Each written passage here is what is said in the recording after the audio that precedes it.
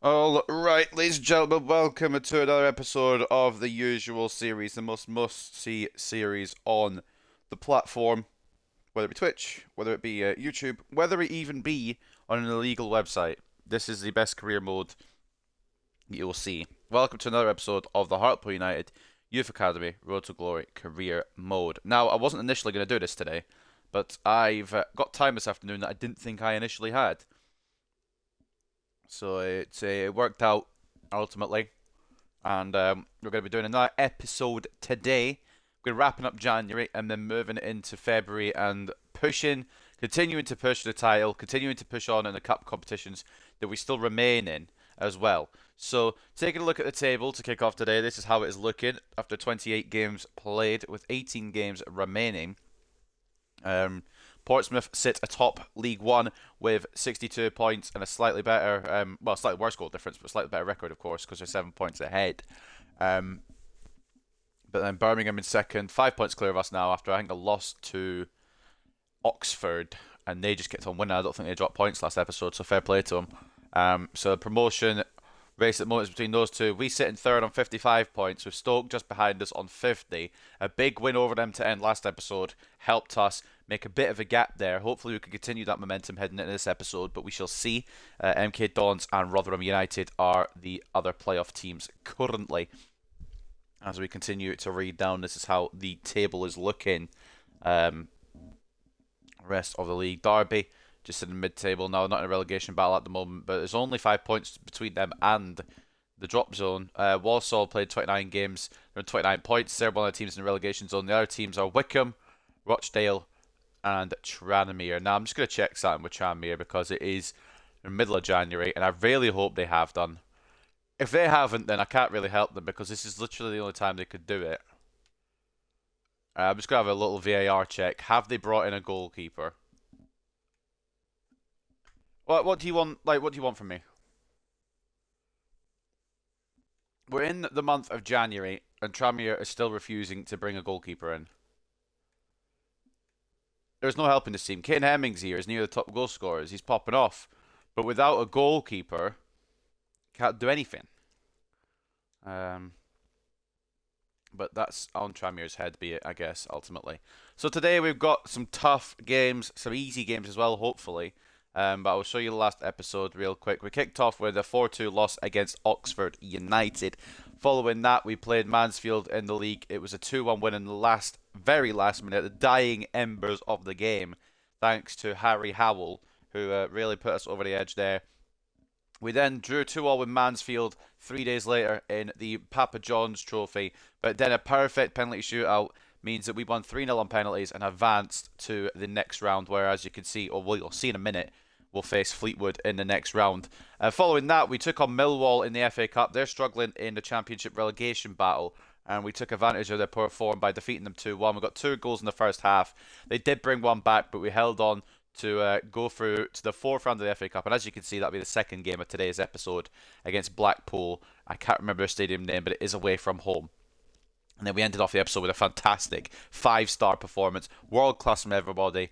Stoke City getting destroyed 5-0 by Hartlepool United. You love to see it sometimes. And it was a great ending to the last episode. I'm hoping we can continue that momentum. So today we've got Northampton to kick off the episode in the league at Victoria Park, followed by, as I said, the fourth round of the FA Cup against Blackpool away from home. Following that will be a game away against Walsall a week later, and then after that we'll have a deadline day, of course.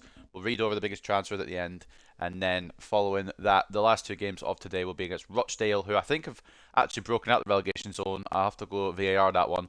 They're going to be our opponents at Victoria Park, and then the final game of the day will be against Fleetwood away in the Johnson's Paint Trophy, Papa John's Trophy, whatever you want to call it. So just to show you as well where we're at in those competitions real quick.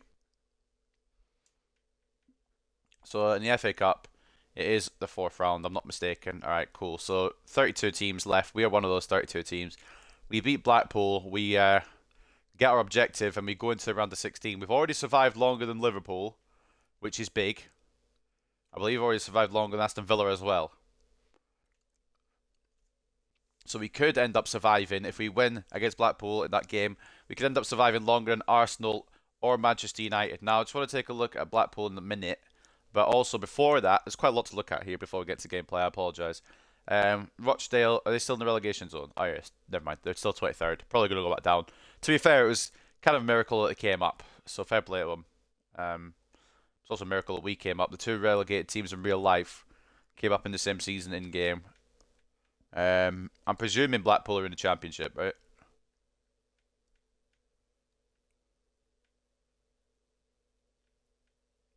Okay, so they're bottom of the Championship. So it's another relegation threatened side in the Championship that we face, which I'm more confident about. I also want to check the Premier League real quick, just in case we are going to be in the Championship. Who potentially could we face coming down from from the Premier League? Palace, Southampton, and West Brom at the moment. No big surprises yet, but it's an interesting table at the moment. For anyone interested, this is how top is looking. Liverpool currently lead with 48 points. Arsenal 1 point behind, and Manchester United on 45 points. So we're in the top four. So we'll have to see.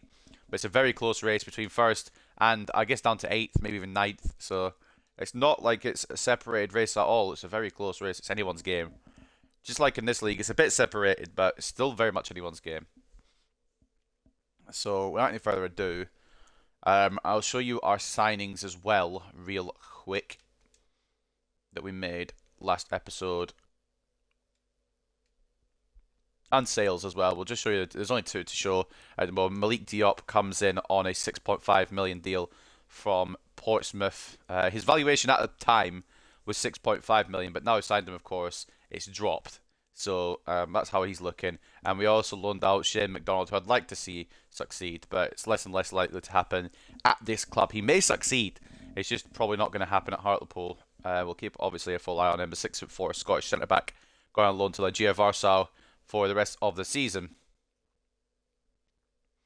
And I meant to show you as well, if you didn't know already, we did do a pre-contract season signing a while back here.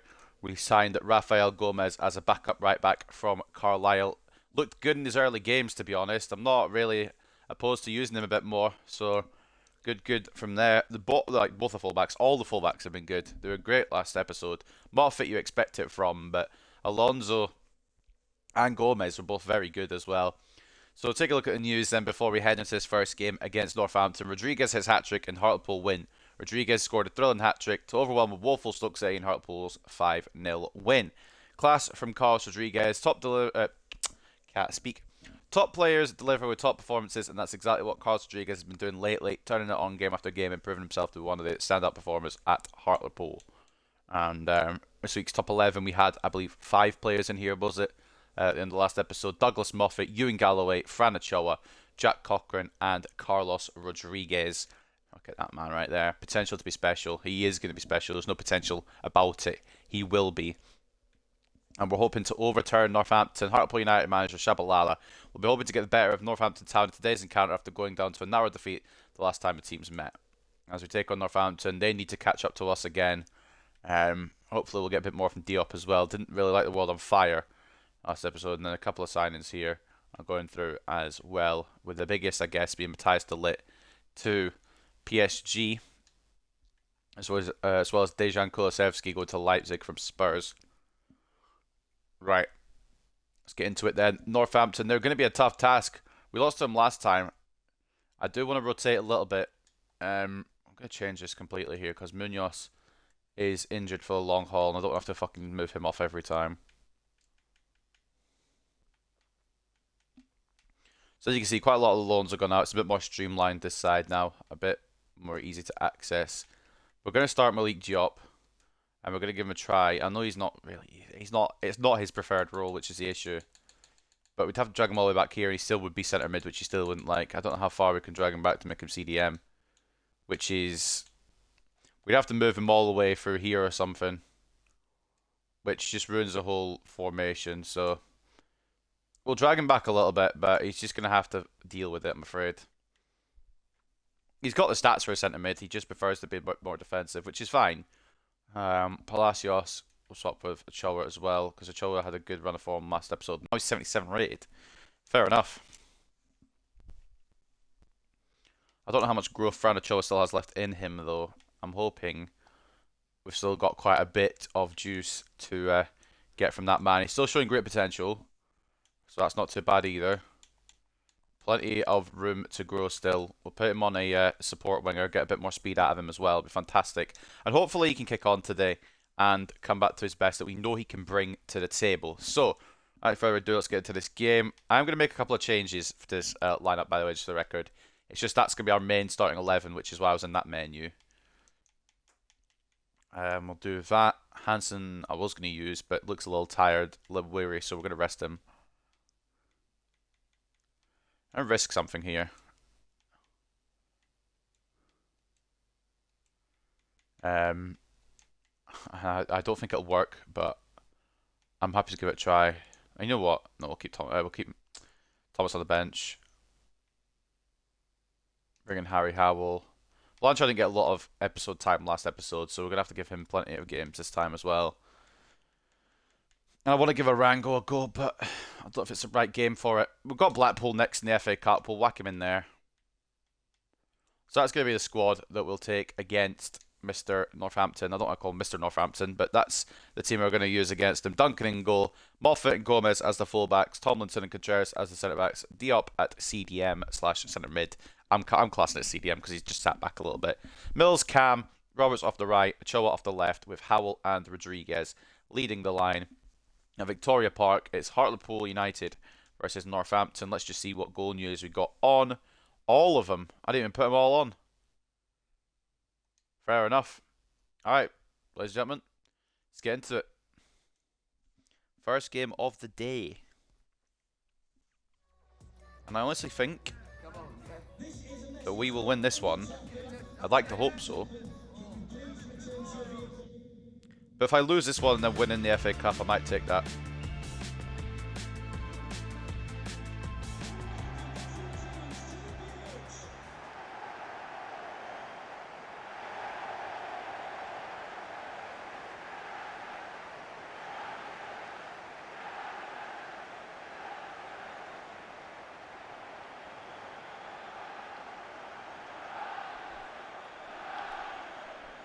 Who's that in the back? I don't even know who that is as a Tifo. I probably should know, but I don't know who it is. I can't identify them.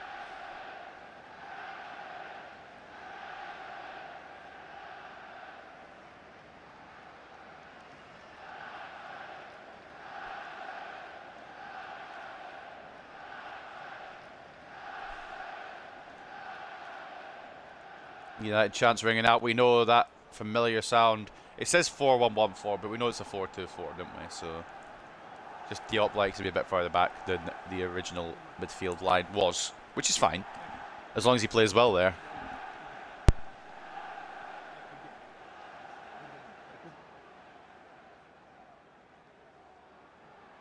If you hear a lot of muting, by the way, again, my nose has decided it's going to run a lot, and I'm going to sneeze a lot today. So if there's a lot of muting, be warned in advance.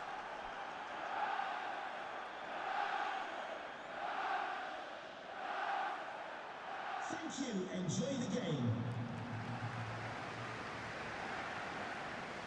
Logan Duncan, ready to go.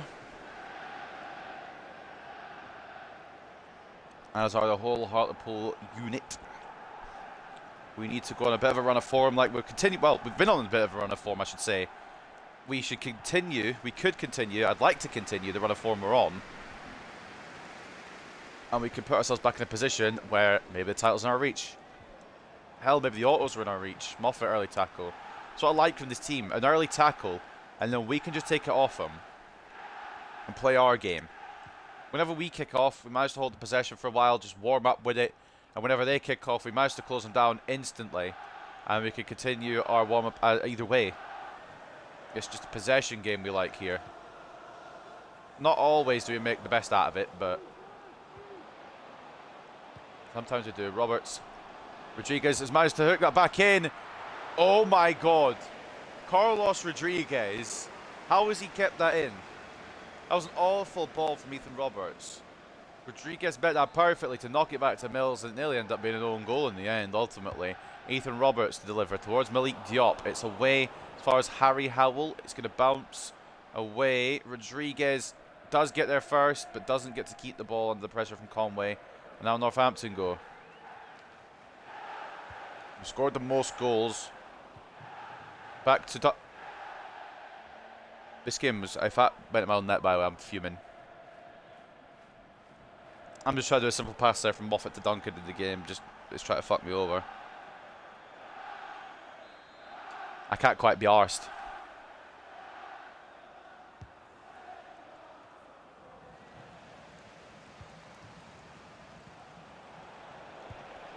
Good save by Duncan at the near post. He closed that down well, and it's going to be in our corner. I can't believe we played ourselves into our own downfall a little bit here.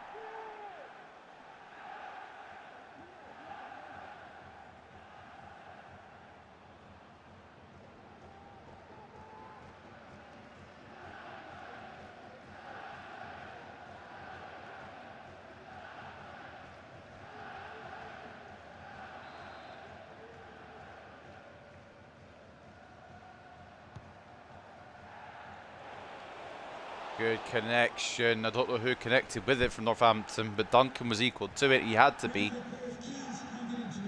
Right, we're not doing that. We're not doing that where the touches are just going to escape me for no reason. Thank you very much. I've done a simple pass. It should simply work.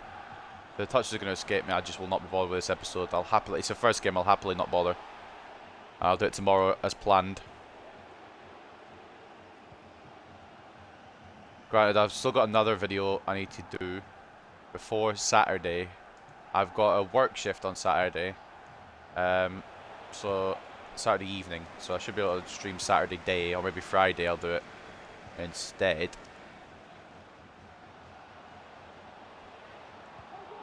Rodriguez into Roberts, just closing down everything. Gomez is coming in support. I need Rodriguez to return to his original position of striker there. If he's an option there, he might be able to finish that off, but he was not a position there.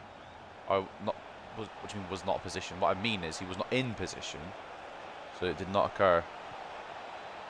Block by Diop in the middle. Tomlinson with the good pressure, and we'll get it away. Roberts is getting pressured now. Let's try and crossfield diag, get a bit of switch of play going to Franachoa. Get him involved a little bit. Into Howell. Overlap and run. It's not who I was aiming for. Franachoa knocks it back to Curtis Mills. It's going to fall to Ochoa again. He can't get his shot off. None of that was the plan. The ball wasn't meant to go back through to Ochoa. But it works out nearly. It nearly puts us in the lead. Tomlinson apparently adjudged to have fouled the Northampton man. I'm not really sure how. And there's one of the biggest deals of the January window being shown on your screen.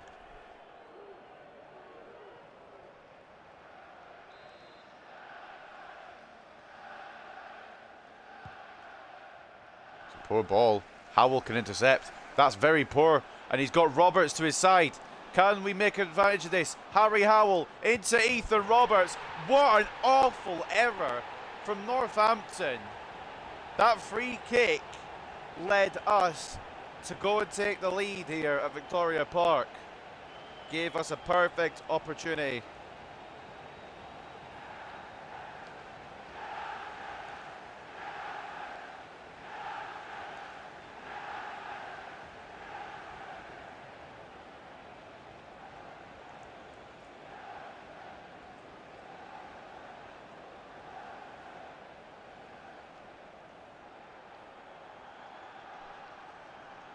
Ethan Roberts converting for us in a very silly situation, but I'm not going to complain. Goal's a goal. You got to do what you got to do in these situations.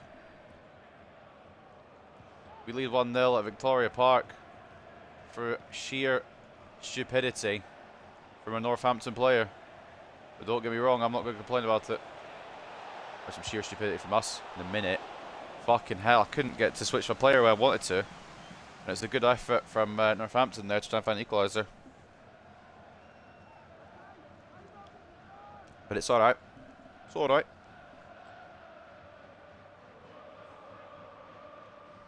Arup looks like he's ready to take the corner. He does. In towards Tomlinson to header away. It was towards Conway if we're looking at the attacker, but Blocked by Gomez this time again. And Ochoa has the pace to just freely run for as far as he can. And he's still going for Ochoa. Needs some support now. Ball inside. It was intended to Harry Howell, but you saw, for whatever reason, that the arrow was over Ethan Roberts' head. So I'm not really sure what's gone on there. Ball searching by Northampton. We can clear that up with no issue. Hopefully. Well, I'd hope with no issue. This game sometimes likes to pick its passes where I don't want to pass it. So I guess we'll see. See what I mean? That was for Ochoa. It's locked onto Harry Howell. Tomlinson into Roberts. Tomlinson's become a very good defender, you know. Towards, I think it was Mills who was in the middle. There's also someone else. Gonna fall to Rodriguez. Not really the correct connection on it. Gomez wins the header though from the goal kick. Ethan Roberts already with a goal today. He's gonna have the confidence to try and find some more for his team here today. Gomez, that was from Mills. No worries then, video game. And now got no right back. Oh, Christ almighty. It's going to be up to Tomlinson here to try and cut this down. He does it to perfection. Big Englishman does not move in the face of adversity. And now we go again down the right-hand side. Harry Howell's central, but Rodriguez is calling from it from the edge. Oh, he's just missing it completely. It's just not even a good connection.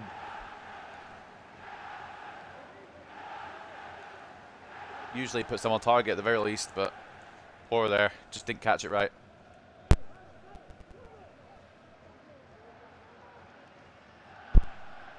Alright. 5 minutes before the end of the half, plus whatever injury time is put on to the case. Good tackle, Malik Diop, who didn't really settle in the first few games he's had, but hopefully, so far today he's been solid, and hopefully he'll continue to be solid. Mills. Oh, Diop again. Ochoa.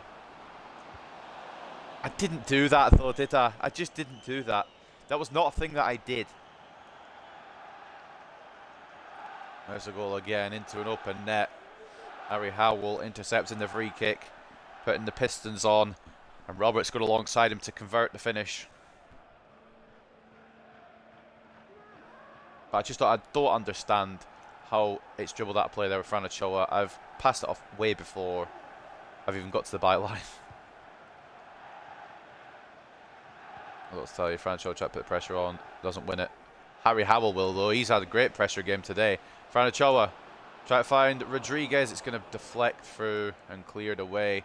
Malik Diop keeps it alive, intercepted by McWilliams. And now it looks like it could be Northampton that have the final chance this first half with 3 minutes on the board. Curtis Mills intercepts. Now it's Ethan Roberts again. He's going to play it through to Carlos Rodriguez. Inside to Harry Howell perhaps. Why is it taking a day and a half? Why did that take so long? It could have locked onto Roberts instead. It just took forever. Oh, this game sometimes it's delays. Well, at the break, we're a goal up. I mean, the situation that the goal came from was lucky, but I'd argue our performance deserves the lead. If you argue anything else, you're wrong, alright? I'm right.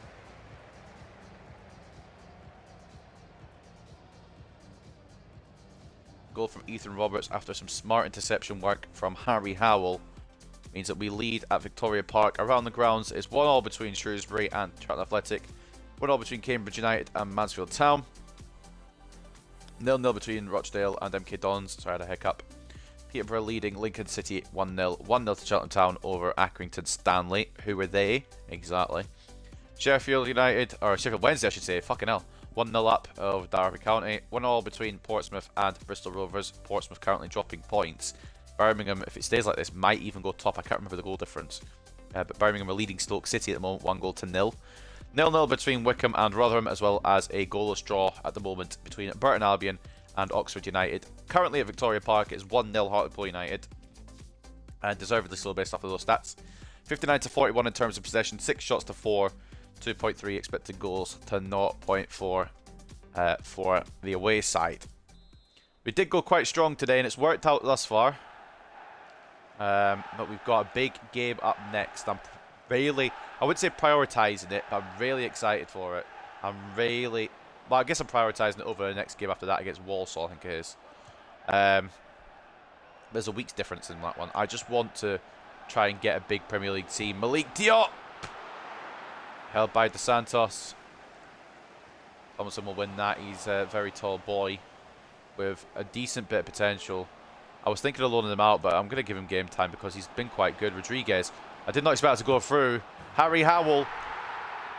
That ball from Fran Ochoa just shows what that man is capable of on his day. 5 minutes into the second half, we add to our lead in the pouring down rain at Victoria Park.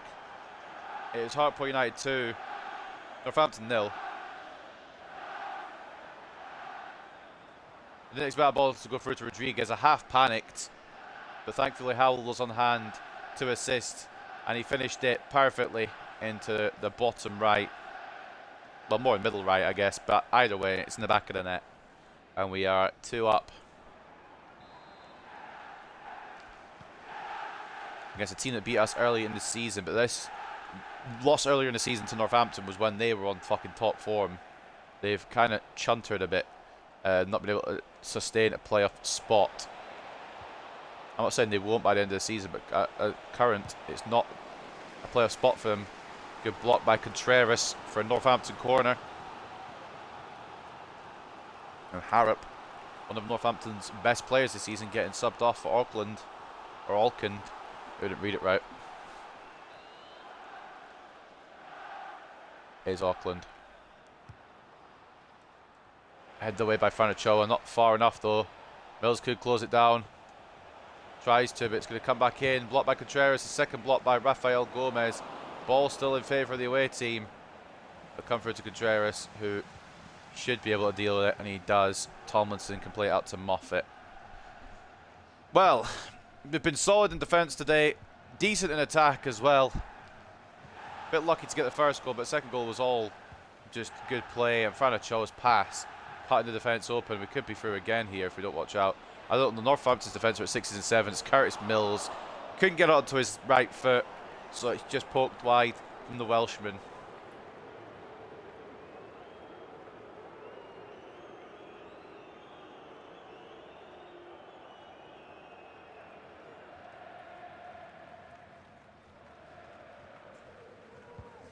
Pere coming on for Koike. Pere is someone who scored against me a couple of times this season. I wouldn't be surprised if he bags again, genuinely. I don't think he bagged against me in the Papa John's Trophy when we faced Northampton, though, to be fair. I think that's going to be a goal kick as well. Pinnock getting the last touch. We'll make our changes soon, but I would like to make some changes. I want some of these players for the game against Blackpool. I don't want to go full rotation. I want a bit of strength in the lineup. And I want to progress, but it's not going to be easy on the seaside to get past Blackpool. It wasn't easy against Millwall. It's not going to be easy in the Championship, to be honest, next year if we do make it. Tackle by Shering means it's a throw-in for Hartlepool. Douglas Moffat now into Fran Ochoa. Howell on the edge to Mills. It's blocked, but it was going wide anyway. But it still managed to control it and clear it, did Northampton, so fair play. It wasn't on target to my belief. Pinnock down the right here, probably the only person faster in this league than Mr. Douglas Moffat. And look at that, Jake Tomlinson, man. I want him to be a long-term piece of this puzzle, but I don't know if he'll be able to be. I don't know if he'll be able to sustain this as much as I'd love it. Howell, I mean, Roberts is in space. It was meant to be poked to him, but they didn't really do the pass correctly there, and it also, I think, looked onto Curtis Mills. Contreras wins the ball back, and Gomez can push forward. Roberts out to his right. Inside to, well, it was meant to be Mills. Howell, Mills, back to Howell. Great play. It's a mix of block and save to prevent a third, initially anyway. Rodriguez. Fran Ochoa. Try to keep it alive. For Carlos Rodriguez from range, it's a bit heavy. And we're going to bring off Rodriguez, not because of him missing that shot, just for the record. I want him in the game against Blackpool. And we're also going to bring on Cochrane for Diop and swap these two. In fact, actually, no, those are the way they meant to go in the first place. We'll just push Cochrane back up to where he usually is. And then we'll also bring on Marius Thomas. I'm thinking of bringing on Ramon Alonso as well. Or Nicholas Palacios, but we'll leave it for now. We'll just chill for now. I think actually I might use Palacios in that game against Blackpool. Now that Hansen, I believe, has gone out on loan.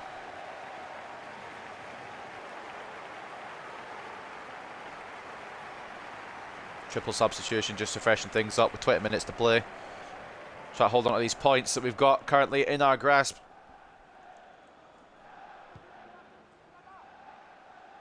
Ball forward. Tomlinson there again. It's not going to make it to Roberts, is it?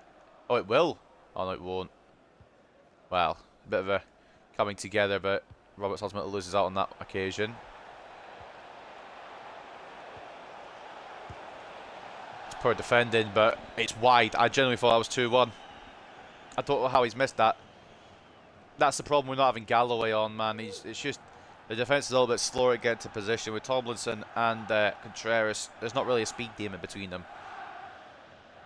Tomlinson does have the faster pace, but he does have similar height to his centre-back partner of the day. I believe Tomlinson's 6'4" and Contreras is 6'6". So height is important in this centre-back partnership today, but pace is not something they possess, which is why I like having Galloway on. He's a bit smaller, but he can get back a bit faster. Howell. Blanchard, I think, is onside, but he doesn't have the room to take a shot on. It was good room because the defence were all over the place there again from Northampton. It's going to fall to Jack Cochrane. Fran Ochoa is closed down by Shering. Can he win it back? Not on that occasion. And he's had a decent day again. I know he's not had a goal or an assist today, but creation again from Fran Ochoa. Faith's come back into him a little bit from me. Gomez with a tackle, throw into Northampton. I know it's a bit boring, but it's just seeing out the game now. I wouldn't mind getting a third, I wouldn't be opposed to it, but I'd rather see out the game and make sure we get 3 points. Thomas and Howell having a bit of a miscommunication there, but it's worked out. Auckland with an injury. Roberts in towards Blanchard. Nods it on, but not with any actual power. Contreras wins the header. Howell can knock it to Fran Ochoa, who is going to try and take on his man again. And I don't know if he's the take on kind of winger the more I use him. I thought he would be with his dribbling stats and his pace, but he just doesn't. Sometimes he just can't take on his man. I don't know why. Contreras wins that header all day long. 6'6". You're not going to get that past the Mexican centre back. Howell into Achille Blanchard. Needs one more to Fran Ochoa. Where is he? There he is. Fran Ochoa inside. Harry Howell. That will wrap up the game, ladies and gentlemen. And Fran Ochoa does get the assist his performance deserves. Not been the greatest to take it on his fullback, but making the space and playing it inside. He's been fantastic today. And it's Harry Howell's second of the day. Confidence must be coming back for the young Welshman as well. Not the most convincing of finishes off the post, but it does find the back of the net. And if the points weren't secure before, they absolutely are now.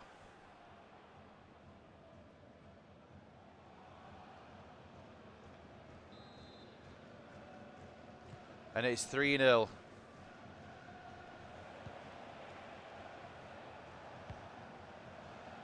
Good day out for the boys. They might get one back. I have a horrible feeling that we won't get a clean sheet that we deserve today, but it's just FIFA in a nutshell, isn't it? Moffat. Another class outing from him. I think we're going to rest him for Nkosi against Blackpool, however. Harry Howell on for the hat-trick. Good save, Dos Santos. Northampton leaving too much space, and we're taking full advantage of it. Which is fine by me. If they want to keep leaving space, that's absolutely fine by me. I'm not going to complain.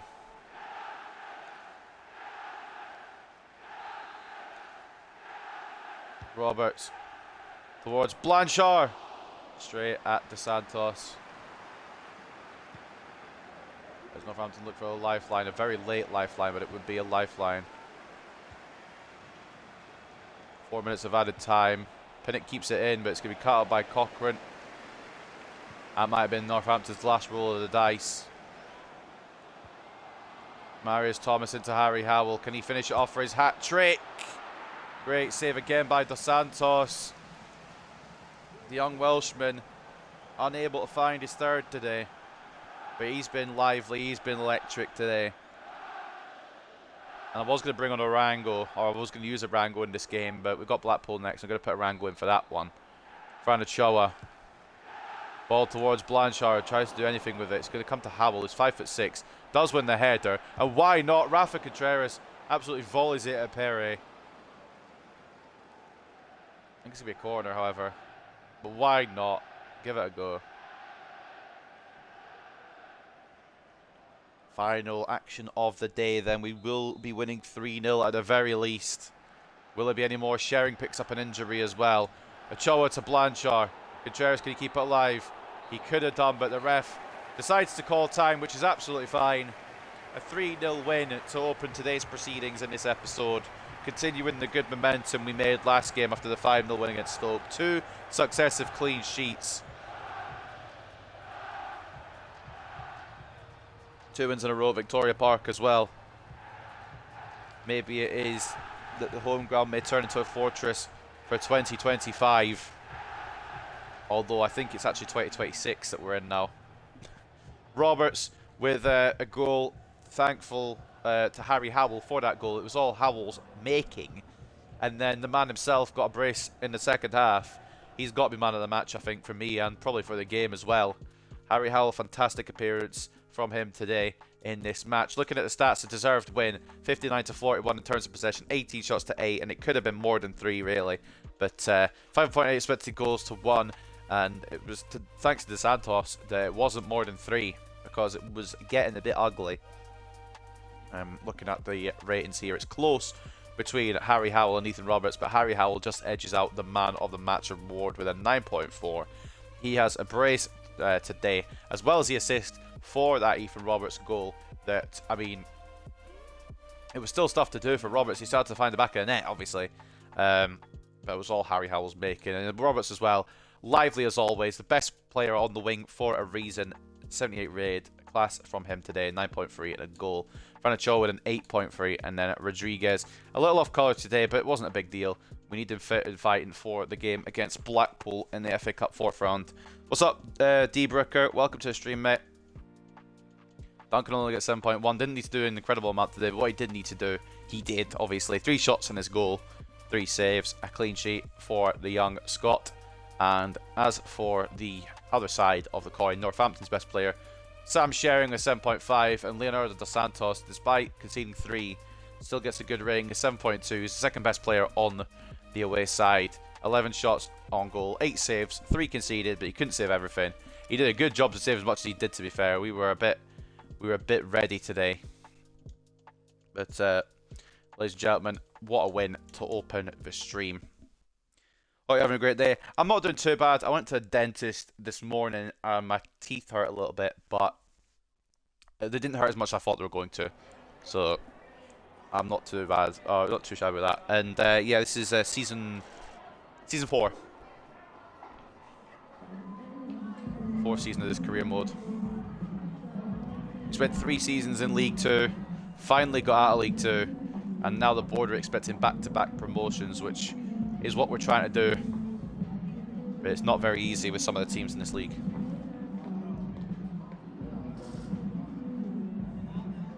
Look today as if Northampton Town weren't ever going to be able to put your team under pressure. I mean, we played a lot better than we did against them the first time around.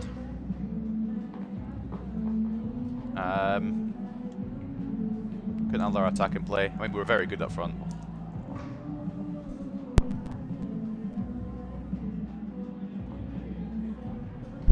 Didn't help themselves when they literally gave us the first goal, though. I had toothache for a while now, too. Yeah, it's not fun. I had to get a filling in today, which I thought was going to be more painful than it was. Thankfully, it wasn't. And I have to get another one in next month. So that's fun.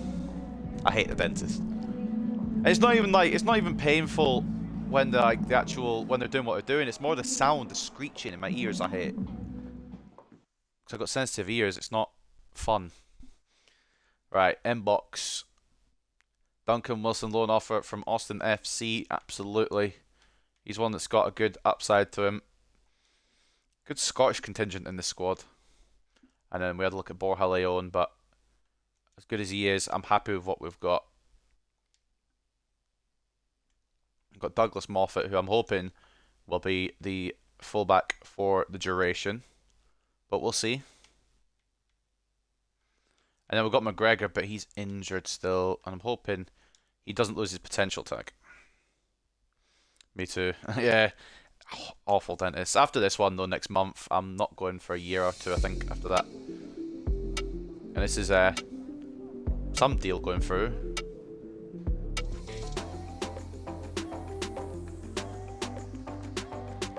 Whoever it is tiny. Is this Hugo Hansen? Yeah, it is. I forgot. Yeah, we did agree a loan for him. I just didn't know if it went through or not. He's going to Başak Şehir for the rest of the season. Roberts is now at 79. He's just growing at a ridiculous rate.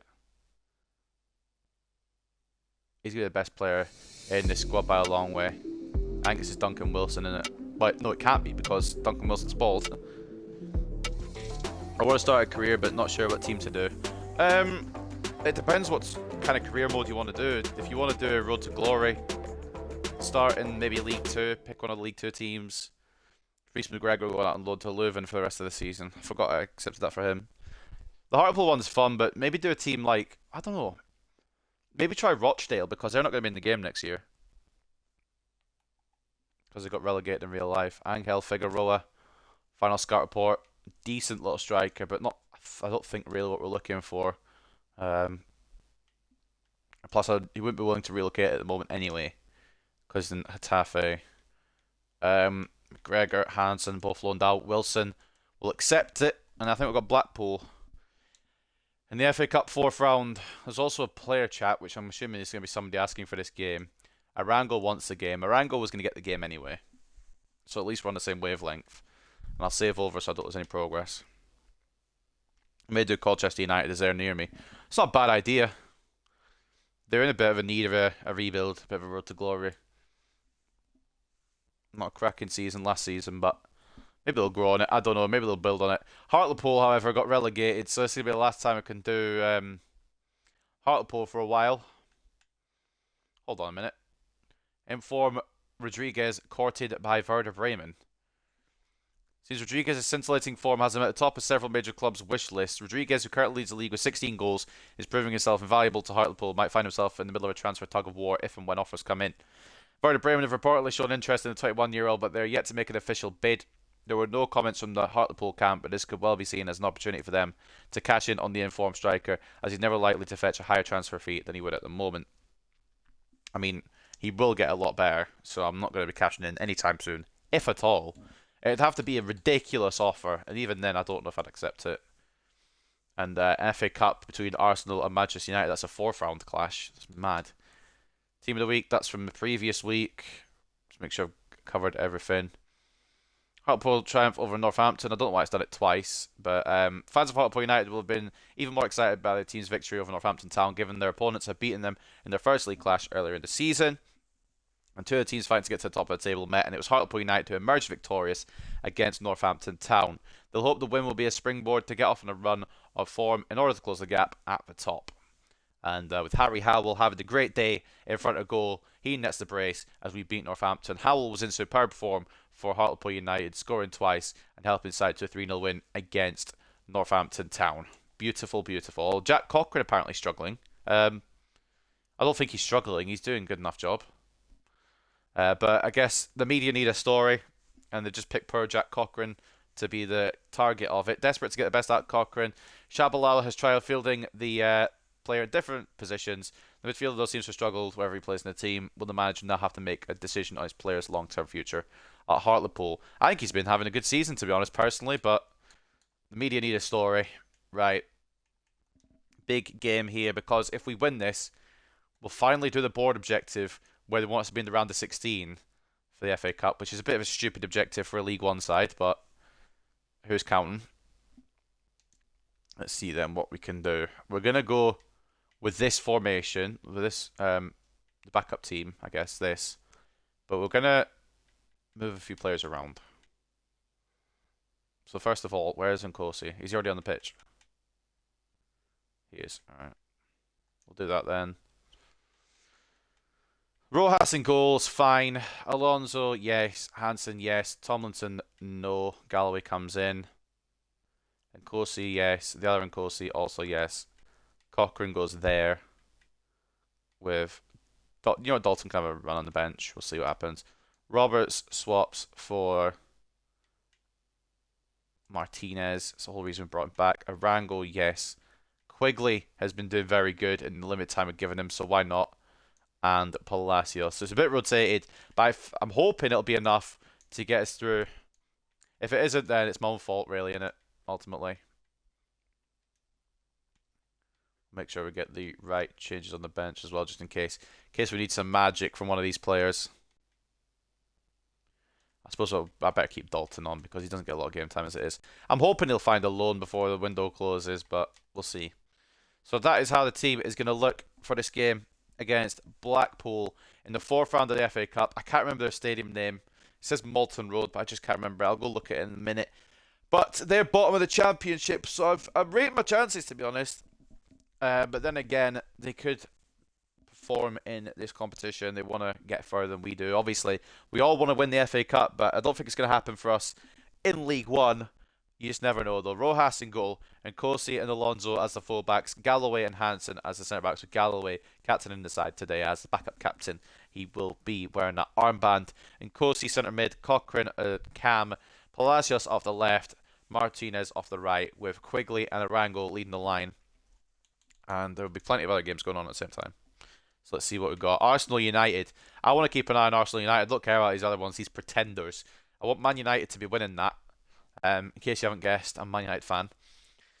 So in the FA Cup then, Blackpool versus Hartlepool. Battle of the Pools. Again, if we win this, round of 16, that's a big accomplishment.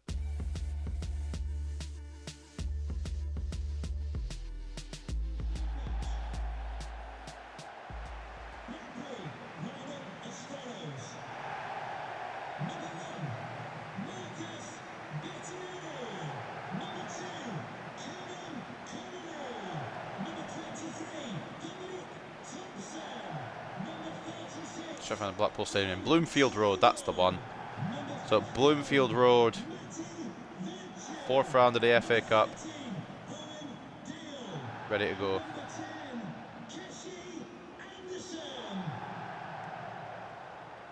If you're liking what you're seeing on the Twitch, don't be afraid to give it a little follow.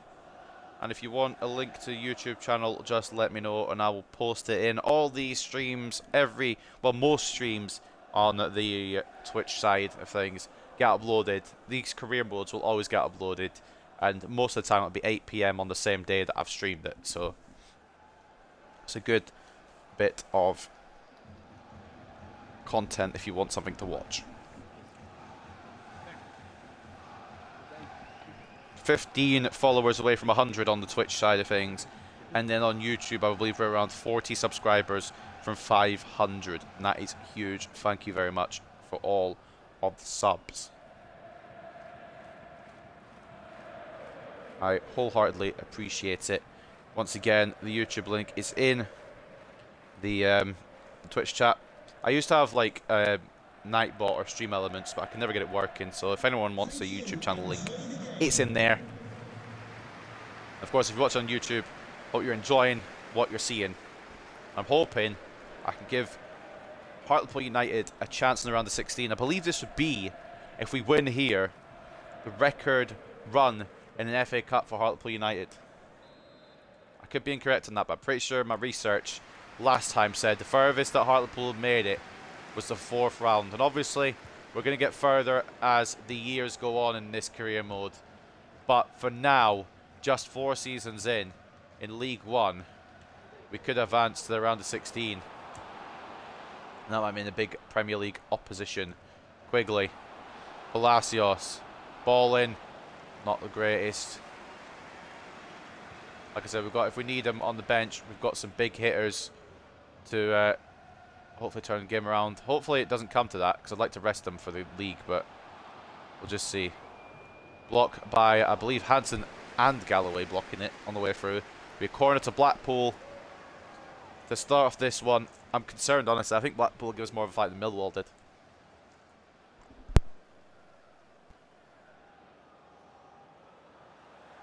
I'm also muting when I take drink of water, because it's quite loud when I close the bottle. So Save your ears. Cochrane going to try and bring it away, and he does, despite the pressure. Corsi. Quigley. I was trying to get to Arango, but Palacios can work too. Now Arango's in space. It could be Jim Arango to open proceedings. Good save, Bettinelli at the near post. That was a great ball over for Palacios. And if Arango wasn't being pressured, I maybe would have taken a bit more time on that. But good effort there from the Argentinian. The ball in now. Sana and Nkosi towards you and Galloway. It's headed away. Only as far as Nicolas Palacios. Out to Nkosi again. Ariana Martinez. They're just packing the box at the moment. We need to find the space. This is Palacios. Now Martinez. Off the crossbar. Are you kidding me? Quigley tries to keep it alive, but it's going to go away for Blackpool. Well, nearly a 1-0 lead there for Hartlepool United. Unlucky. One Alonso gets caught, but the game will continue. Mariano Martinez, we could bring it back in here towards Quigley. It's headed away by Rodriguez. That's a Blackpool defender, not our striker, just the record. The debut today for Blackpool as well. So I hope he's having a good... Oh, he has a good debut for himself, obviously, but we will be going all out to win this. Hansen, solid tackle. Him and... I wouldn't say him and Tomlinson are the future. Hansen's definitely involved in this team for a little while longer. He's still got good potential. I don't know if he displaces Galloway because I just need that pacey centre-back. Can I switch to Nkosi about 3 business days earlier, please? It's a good save by Rojas, and he holds on to it, but trying to switch to Nkosi there was like trying to switch through concrete. I'll say that once every episode because player switching is just abysmal. Quigley, decent little cup striker. He's proven to be so far, but he can't get a shot off there. It's a great tackle at the last second. The poor pass though. Palacios wins it. Now Quigley's going to get a second bite of cherry. No, he's not. Nkosi. Cochrane, edge of the area, blocked. Going to come back to Nkosi. Cochrane for a second attempt perhaps. Jay Marango. Palacios back in. Arango. Oh, he's just missed it. It's his right foot as well. It's not the greatest. It's way off target.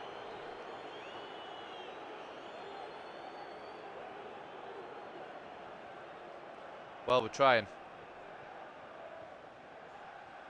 Haven't succeeded in finding a goal yet, which is okay. There's still plenty of time in this match. Quigley knocking it to Arango. Through to Martinez. We've been the better team, I would argue, thus far. Quigley. Not enough on the pass.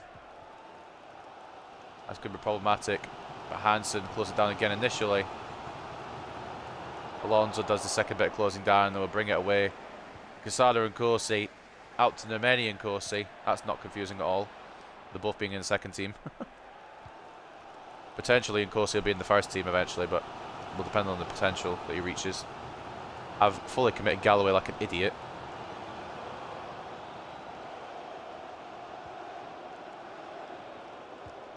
Blackpool try to play it in. Hansen with the interception. It's a corner.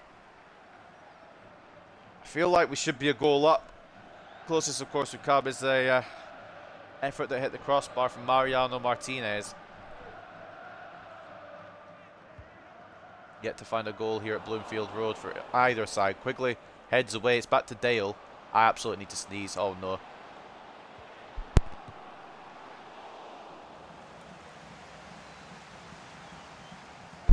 Managed to mute my mic to sneeze and keep the ball on net, which will take. I put Hansen in the way, but shot around him. And Rojas equal to it.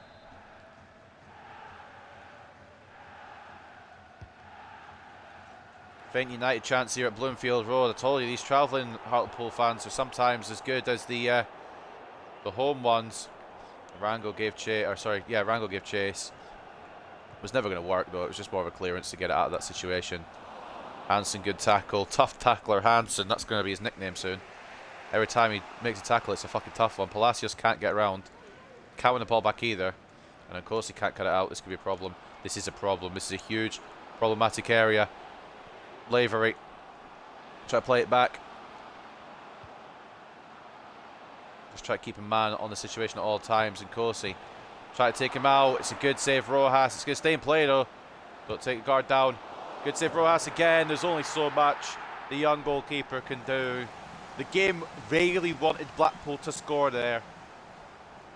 It's 1-0 to the home side. Carey giving the Tangerines the lead.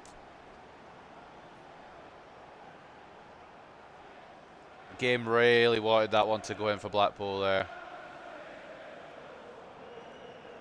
It's unfortunate, but what can you do when they just keep shooting?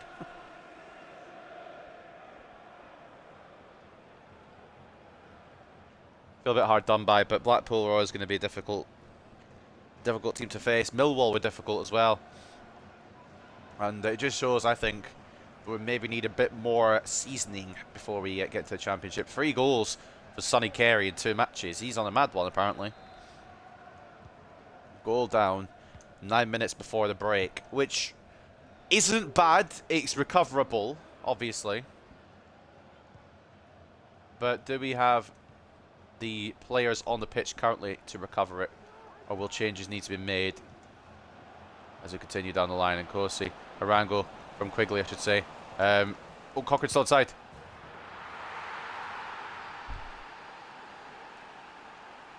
What was that about Jack Cochrane struggling? I heard something about Jack Cochrane struggling in football matches. There's a rumour on the street Jack Cochrane wasn't doing very good for us. So he's onside very well there. Nobody was picking up either, so he turned and shot and scored. You can't really begrudge him it. I don't even know what the struggle was that Jack Cochrane was going through, according to the media. But there's no struggling on my screen.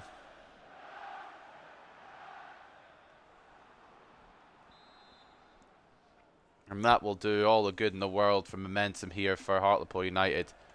Similar, if not identical, I think it might be identical goal minutes as well to the game against Millwall. Millwall went up, we scored an equaliser 4 minutes later, and I think we scored a leader 4 minutes after that. Palacios into Nkosi. Ball towards Arango, it's away to Quigley. Cochrane, Palacios, Cochrane again. Could be Arango, who can't turn and shoot, and one of the Blackpool players is down after a bit of a coming together with Christopher Quigley. I believe he's still down as well. Yet to get up. We're just going to give it time. He's back on his feet now. So we'll go again. Play fair. That's right, I'm playing fair, but the game isn't. That was meant to be a heavy pass. Alonso close it down, and that will be the break. 1-1, which ain't too bad. The way that Blackpool scored was a little bit interesting, but we didn't close it down well enough, and they got the rebound to finish off, so fair play to them. But we responded instantly, and that's what we are. We're a team that responds straight away. No hesitation. Jack Cochrane getting the equaliser. 4 minutes later, at the break, it's still a lot to play for. I can't remember if round 4 has a replay, or if it goes to extra time. At the moment, these are the halftime scorelines. 1-0 to Chelsea over Fleetwood Town.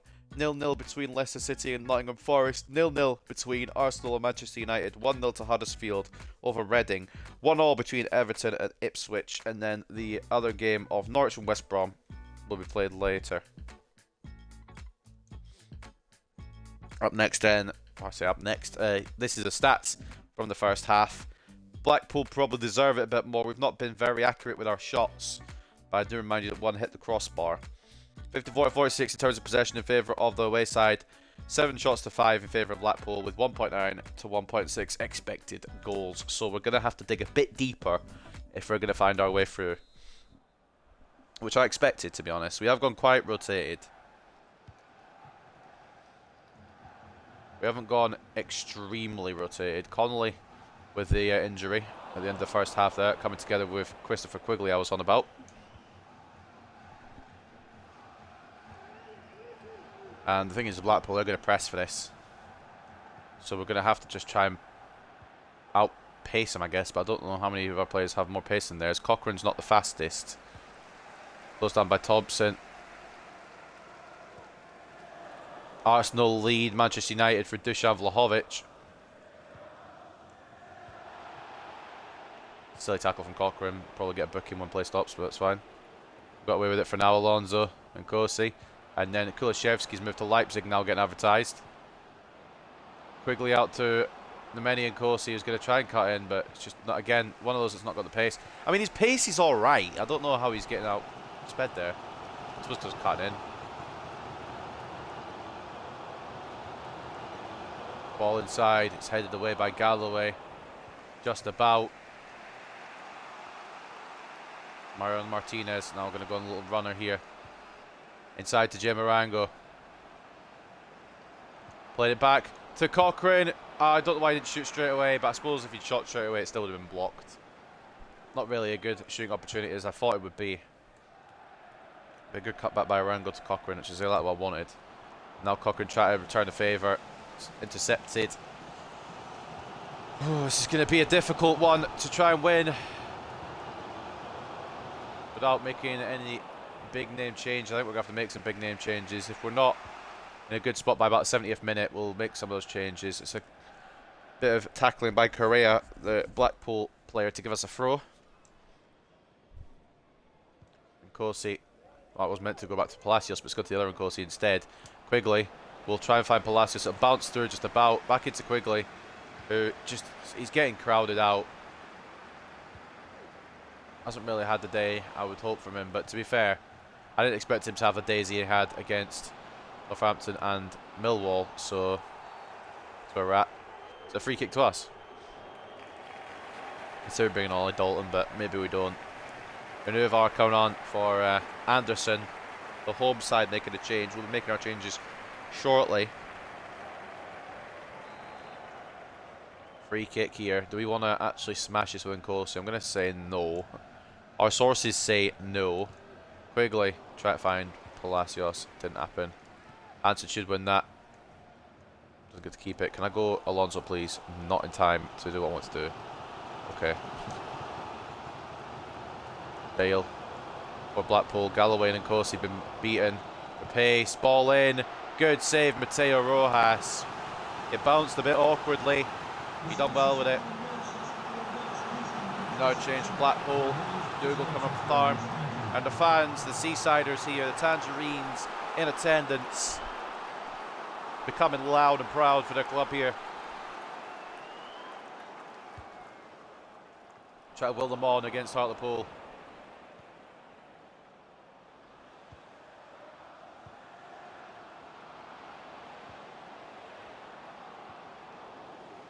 As he tries to cut the play. Good save, Rojas. We're on the back foot here, boys.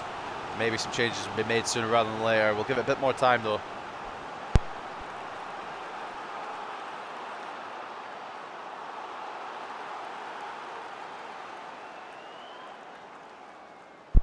About half of the second half remaining. Possible extra time, possible replay. I don't know which way it goes. Looming for these sides. Hansen heads it just about enough. Or so I thought. Now the changes will have to be made. Beyond a shadow of a doubt. There are going to be potential changes. Now the definite changes that are going to come about. I don't know how this has found its way into the back of the net, to be honest. Not got enough players to deal with this. Hansen gets the initial header, of course. Doesn't get enough on it. And it wasn't won by Quigley. And Rojas, I think, sees it late. Not really sure. Yeah, Quigley missed times it, and I think Rojas just sees it a little late there. Well, Blackpool regain the lead here at Bloomfield Road for Unuvar, the substitute. Now some changes to be made. Absolutely. Now we're bringing on the big guns. On comes Arango, or off comes Arango for Rodriguez. On comes Roberts and Martinez. On comes Malik Diop for Nkosi. And we'll leave it like that for now. Thought I brought Ochoa, but I didn't. Triple sub now being made by Hartlepool. We want this. We're hungry for this. And we'll go for it. 21 minutes left to find an equaliser at the very least. Will that do it for Blackpool? That's the question. Or will we be able to find a way back in? We've got a wing wizard on now. Not that we didn't before. Martinez is very good. It's just Roberts is a bit different, Gravy. And Roberts byline run inside. Immediately to Rodriguez, who can't get it under his feet. Out from under his feet, I should say. An accidental foul. The Peruvian Prince.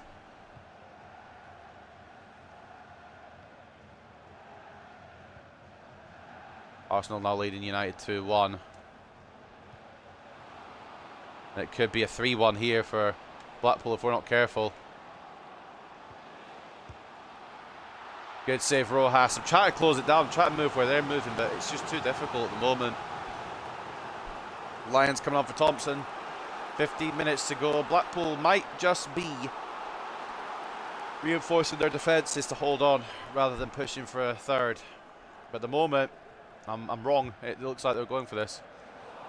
It's headed away by Malik Diop. Jack Cochran. Again, not the fastest. Not really with a lot of room either. Or a lot of options ahead of him because of everyone being back from the corner. Palacios trying to put pressure on Correa.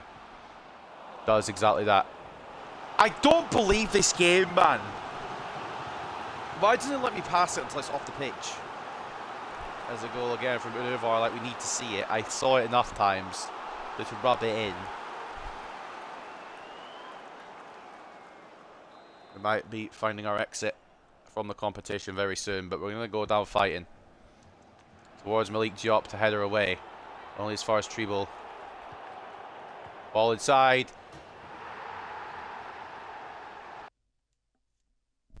Surely that's interference, right? I'm not tripping here. I mean, the ball going through is onside when it's played, but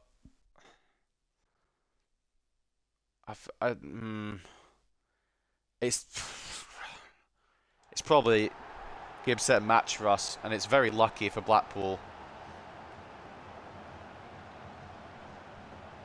We are going to crash out, unfortunately, ladies and gents. Give it a roll.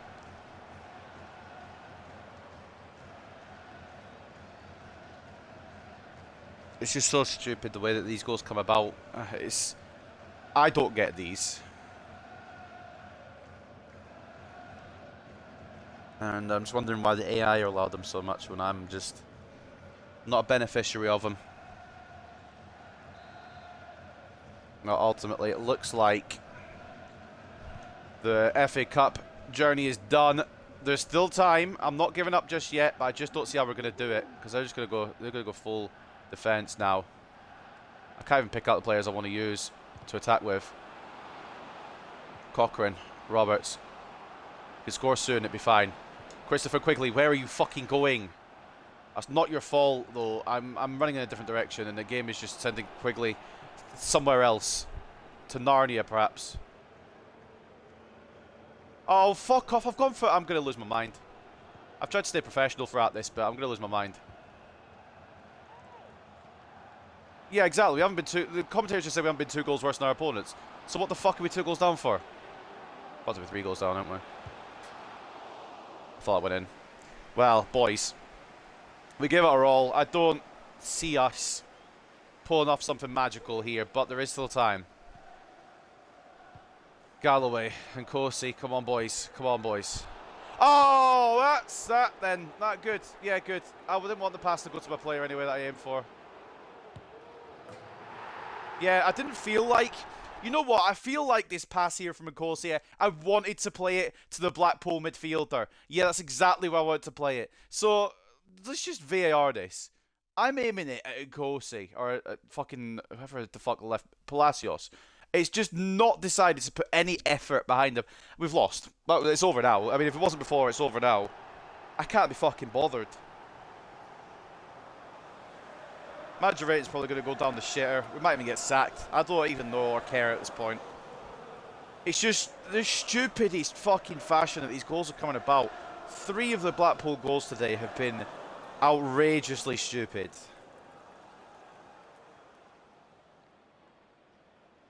Yeah, they've been the better team, I'll admit that, but the goals that have come about are outrageously dumb.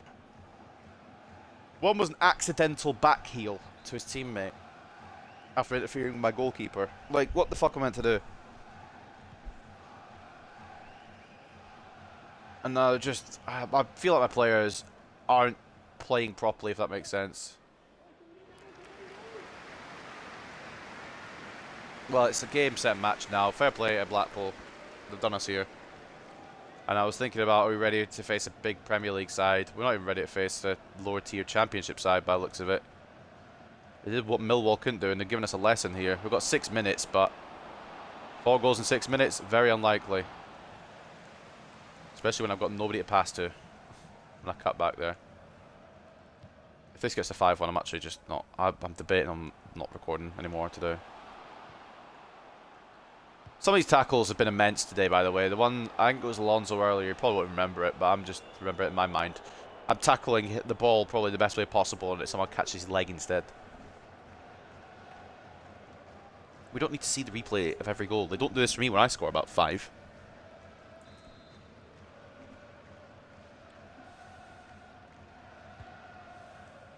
No marker, lovely. I mean, it's an interesting effort. I think Malik Diop was coming in to help, but realistically, it doesn't really matter at this point.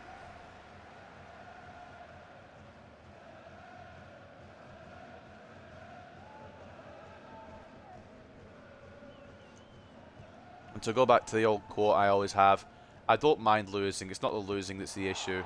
It's the... I just want the... Right, I'll continue my quote in a minute. I just want the ball to go to the player without any shenanigans in the way. And it just doesn't ever do it. But my quote is, it's not about the losing. I don't mind losing. I'm happy to lose. It's just the way, the manner of the losing. 3 of those goals to Blackpool today were very, very suspect. 2 of them were fucking rebounds. One of them was an accident, so... That's the way it goes, I guess.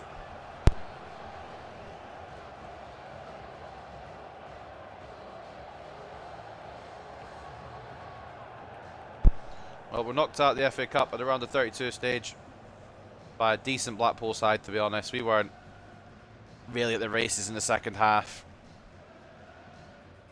Once they got that second goal, it was more just smooth sailing for Blackpool. We couldn't find a way back in. Which just shows that we need a bit more improvement before we even think about reaching the Championship yet, because these guys are in the Championship relegation zone and they just done that to us. So it's going to be difficult.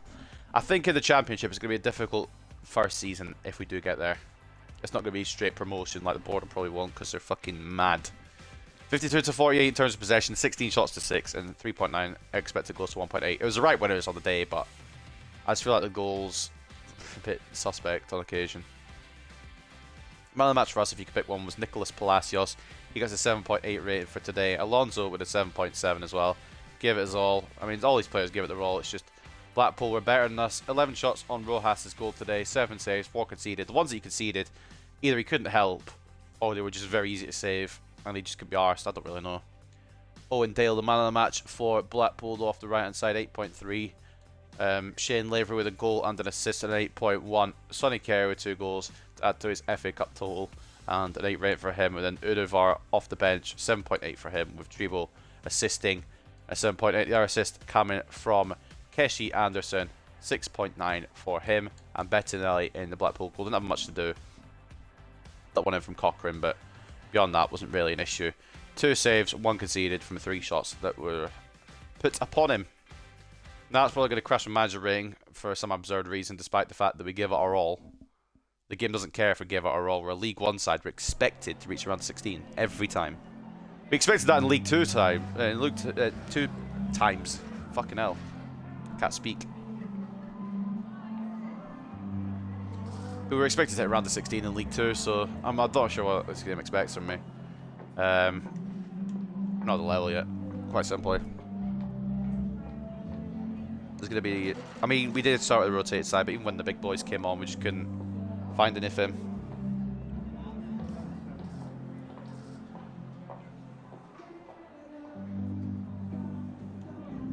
Competed well, but Blackpool did well. I mean, the goals that they scored were a bit funny. I'm not funny, haha. Funny, weird, but it's fine. I'm definitely not salty, that's what I'll tell you now. Oh, man. Not giving them any credit.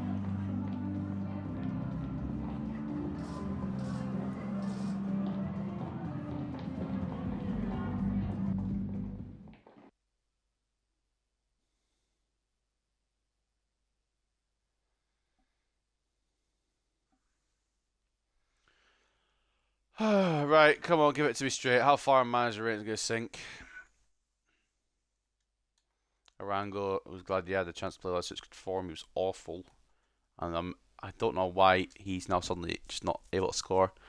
Brand exposure, I've done that twice. You've seen me do it twice. I'll even show you now. Hold on, let's go find the signings. If I get sacked because it hasn't marked off an objective that I've done, my shit will hit the fan. That's what I'm saying. Right, so first of all, in the summer, we signed a big name, didn't we? Achille Blanchard. And we also signed a big name just there in Malik Diop. So, Blanchard and Diop. Okay, remember those names. Role in the team. Malik Diop, crucial. So that's the objective done. And then, of course, if it wasn't done before, Achille Blanchard, important. I don't know what the game wants me to do, really. It says I've not expanded the brand. I've done exactly that. Interest in Francisco Canales, who could be going to Chelsea. We can't sign him anyway if we wanted to because he's at Marseille. And Nkasana and Kosi has an offer from Manchester United. No way. I like United, but no way. And then a loan now for Duncan Wilson.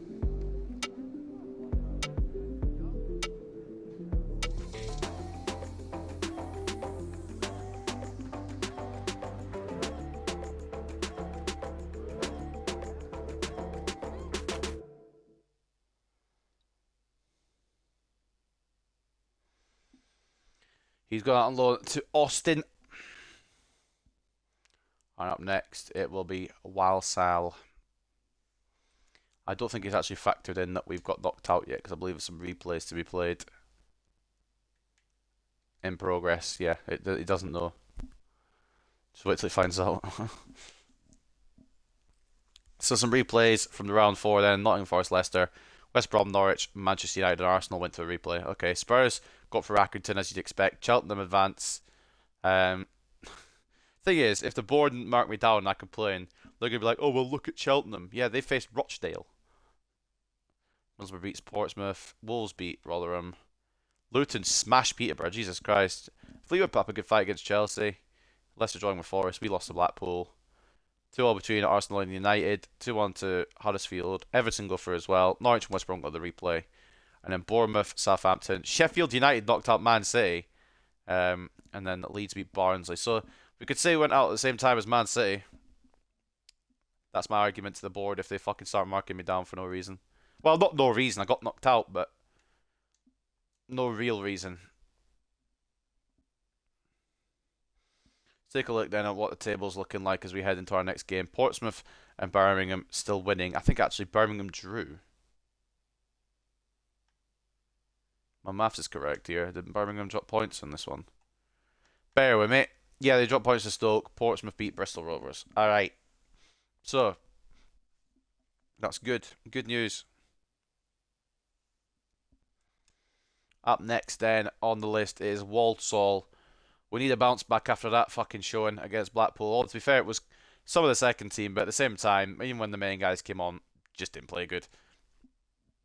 Kerry grabs braces. Blackpool beat Hartlepool. Kerry's in superb form for Blackpool, scoring 2 goals to power his side to a 4-1 win against Hartlepool United. And the team of the week, we don't have anyone in there. Of course we don't, because we weren't playing league football, so that's probably why. Spurs beat Man United in a penalty shootout. Don't tell me that's a Carabao Cup final. Oh, I don't know.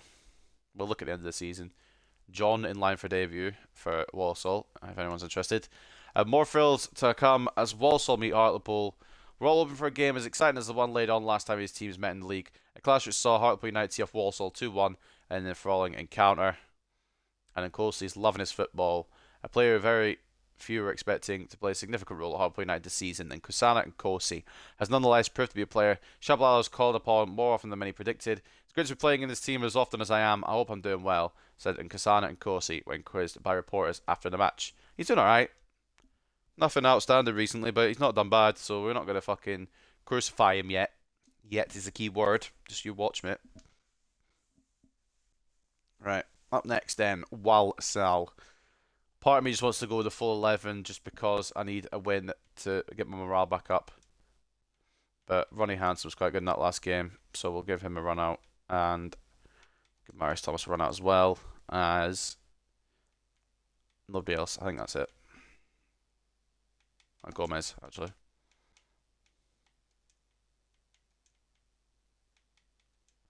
And that'll be the team to face Walsall here in this one.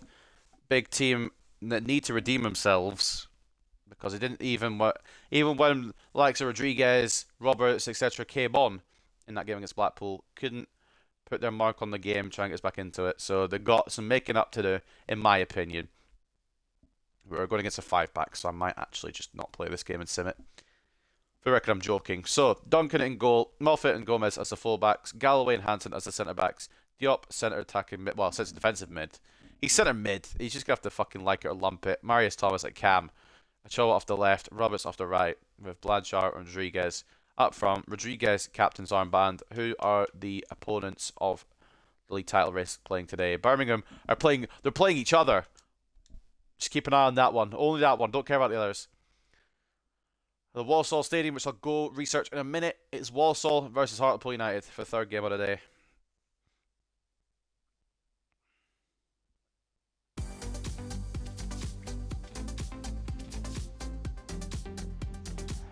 Bescott Stadium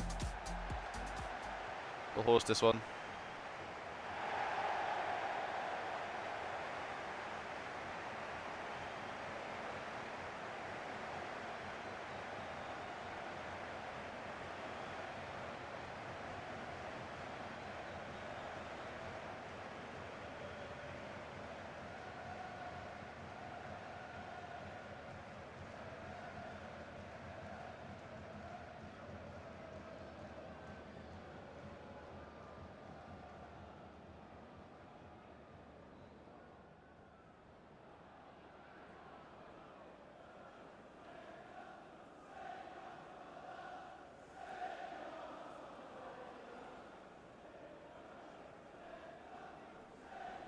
I hate fucking 5-backs, man.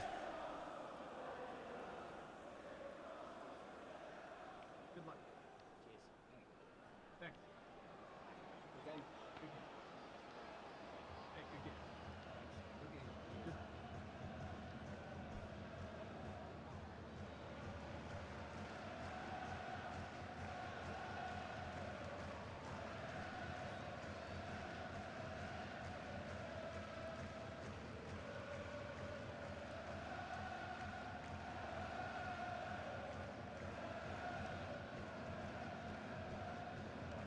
Thank you. Enjoy the game.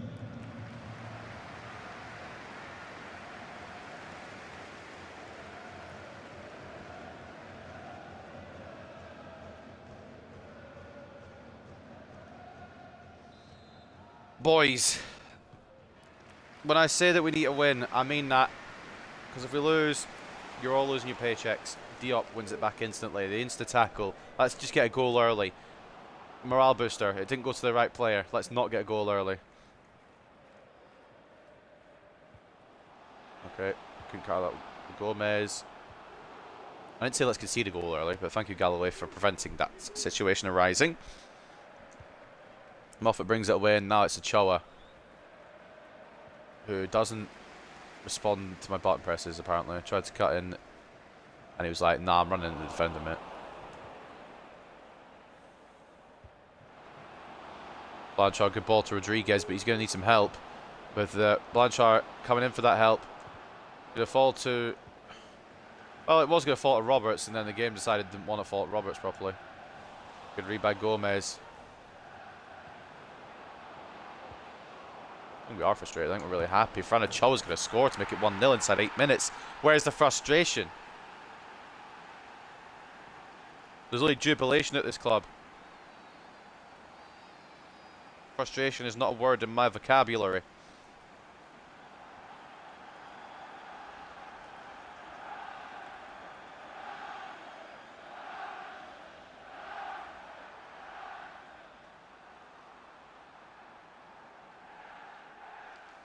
Good finish. Fran Ochoa back in it.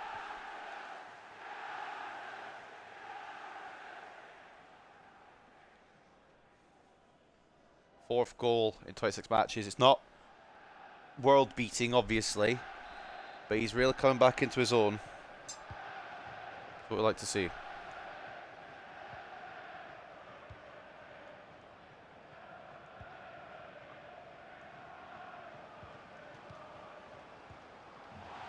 Good tackle, and Moffat will bring it away.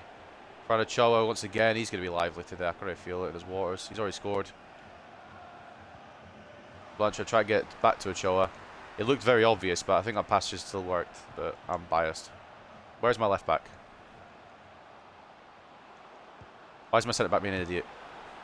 And by why is my centre back being an idiot, what I really mean is, why am I being an idiot?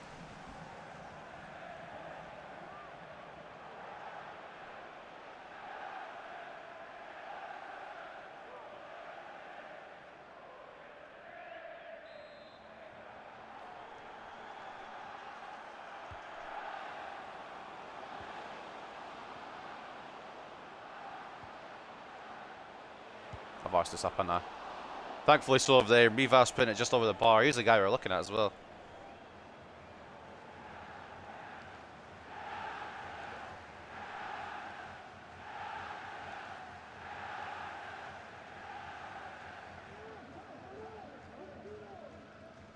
Right. Thanks for that early goal. I'm alright just now. But it has a feeling of one of those games where they could equalise at any moment. Especially where... So, right. I can't figure this one out personally, but because it doesn't show the pass line anymore. But so Thomas has the ball here. This locks onto Blanchard, apparently. Watch where the ball goes. That's for Blanchard. Blanchard is the number 10 in the middle of the pitch. I don't get it. Someone's going to have to explain it to me. Is there a joke I'm missing? Blanchard to Moffat. I mean, the joke's EA, obviously, but beyond that. Oh, fuck off.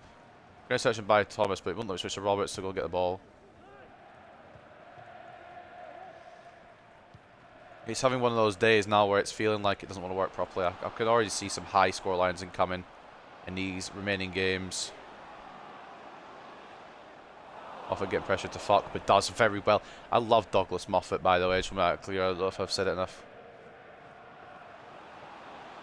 Franachoa's on the one. A one here, a one run. One run train inside. Franachoa. Oh my god. Fucking hell. This is what he can do. You keep believing in the man. And he scores a banger. And it's 2-0 through Franachoa both times.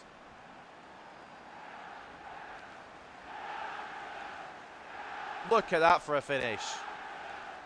Composed, calm, collected, and back in his element. Off the angle of post and bar nearly. Nearly the top spinach you can get. Oh man, Franachoa's cooking today, boys.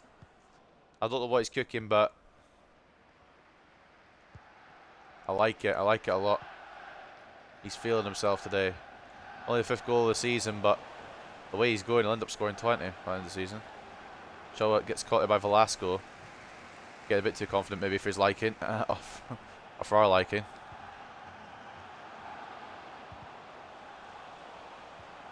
Try to close it down any way I can. We do eventually get it closed down. Hansen.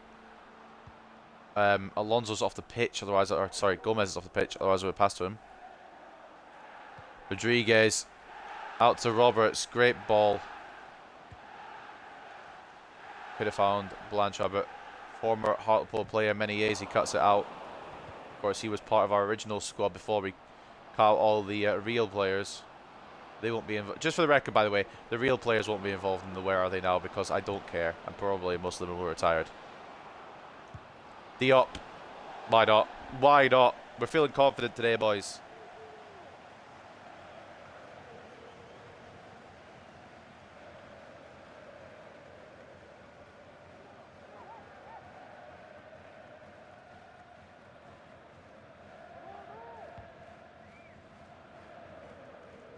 Thomas can't get in the way, which I thought he would. Has elected to not, which is fair enough. Conscientious objector from heading.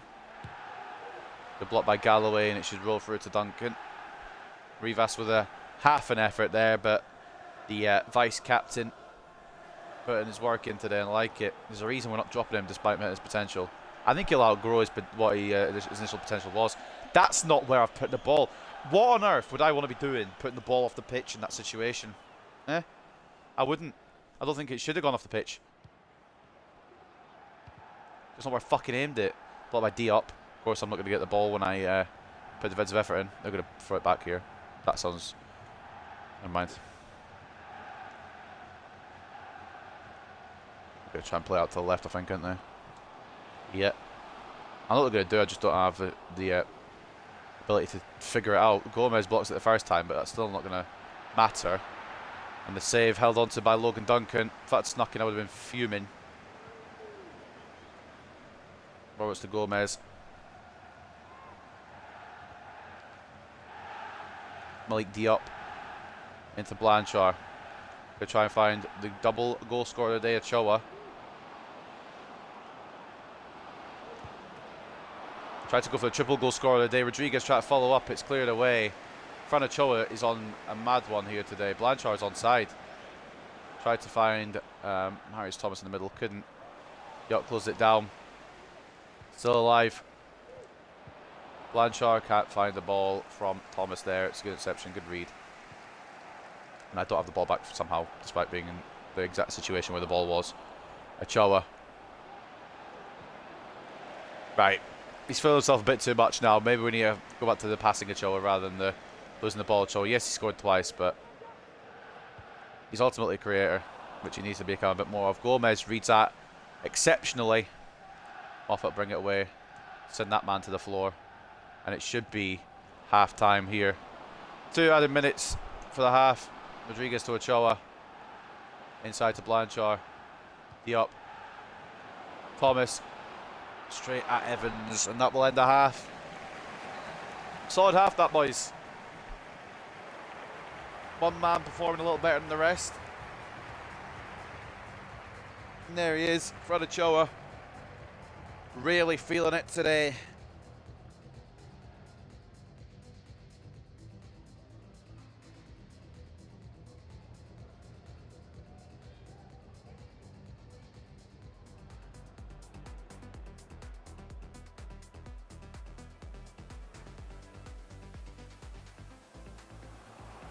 Two 2-0 up at the break then. I'm liking it. I'm liking it. Around the grounds, it's Charlton Athletic 1, Burton Albion 1, Oxford leading Wickham 1-0. 1-0 between Rotherham United and Stoke City. In the big game of the day between first and second, it is 0-0 between Birmingham City and Portsmouth, which would be the best scenario for us, to be honest, because it means we can catch up to both as it stands. 1-1 between Bristol Rovers and Derby County. 0-0 between Sheffield Wednesday and Cheltenham Town. Continue to scroll down. It's 0-0 between Accrington and Lincoln. 0-0 between Peterborough and MK Dons. 1-0 to Rochdale over Tranmere Rovers, who still don't have a goalkeeper. Goodness knows why they haven't gone out and bought one. Northampton drawing 1-1 with Cambridge United, and Mansfield Town drawing 1-1 with Shrewsbury. And as well, if I could actually go into this career mode and give Tranmere a goalkeeper, I would, but I can't because I'm on Xbox. If I'm on PC, that'd be possible, but I'm not on PC, obviously. 58 to 42 in terms of possession, 5 shots to 4, 1.5 expected goals to 0.6. All in favour of the away side. We're looking solid here, looking to bounce back after that sting in the FA Cup, stinging loss against Blackpool. I thought Moffat was going to use run. Okay, he didn't. Alright. And the Ochoa touch was just poor. Not what you'd expect from him in this game, but this was kept perfect. That ball didn't go as far as I thought it would. That tripped me out because I thought it was going left wing. It's been blocked by Hansen to prevent it getting on our net though. Like Diop into Fran Ochoa. Achille Blanchard. Into Marius Thomas, can't get a shot off. It's cleared away. Use Ito for ball solid, made a challenge. Fran Ochoa. Into Rodriguez. Off the right foot, interesting choice. Saved by Evans. I think it said Luis Diaz went to Spurs, but I'm not 100%. I wasn't paying attention. Check the biggest rumours and moves. Well, not big rumours. Check the biggest moves at the end of the window.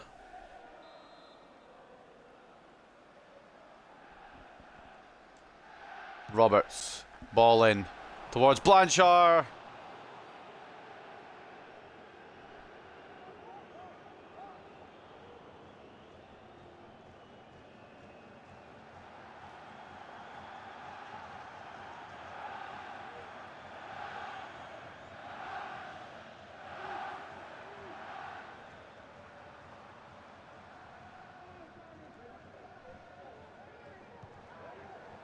Goal kick by Evans is aimed towards Ito, but Thomas.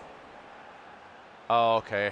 Blanchard's there. I've done a dumb. I don't know why I did that. Why did I do that? Such an easy one to try and score. Franachoa might go for his hat trick. He does get his hat trick!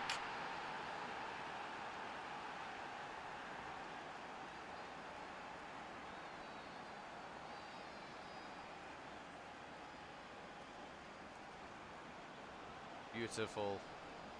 Booty-full. Full of booty.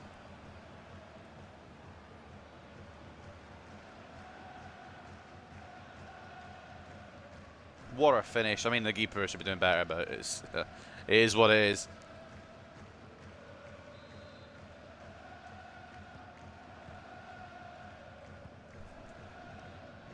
Three goals to the good. And it's all come from the Argentinian. The little Argentinian that could. That might be the title of the episode, we'll see. Blanchard can wrap it up here. Doesn't. It's a cracking save to prevent a fourth. You got to respect it to an extent. We've been all over him today, though. I think we can maybe make some changes soon just to freshen things up a bit. Roberts. I think Franachoa will be one of those changes. He's had an excellent day. I don't want him to ruin his day by doing something stupid. Then again, we can keep him on and try and see what he can do.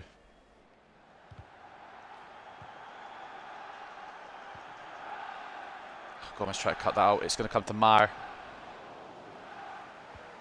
Hansen. Oh, you fucking... Good tackle by Hansen again. I feel like I teleported in front of the one, but I'm not going to complain. Roberts, he's been outshined on the wings today by his counterpart on the left, Franachoa, but I'm sure he's only happy for his teammate rather than being jealous. There's no real, what's the word, competition in this squad, just friendliness, and we all want to succeed. We all want to get to the end goal, as many as I can. I'll take as many as I can out of this squad to the end goal of Champions League, but realistically there's only one that's locked in right now.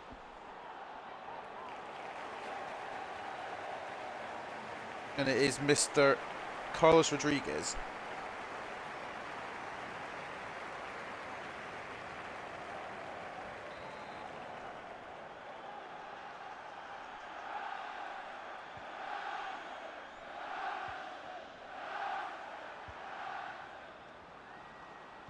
Ochoa, Blanchard, Rodriguez is an acres. Fucking hell, does this game want to fuck up my passes anymore? The answer is yes, it will do. I thought you'd need to fucking...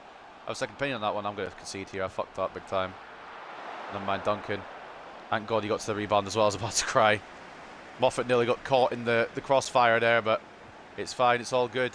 For now, at least. It might go all bad in a minute, though.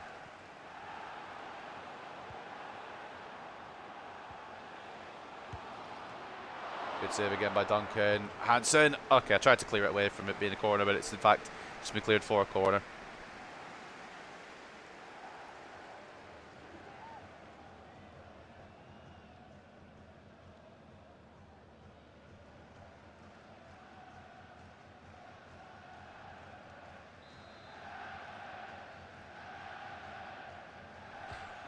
Corner played in short, of course it is.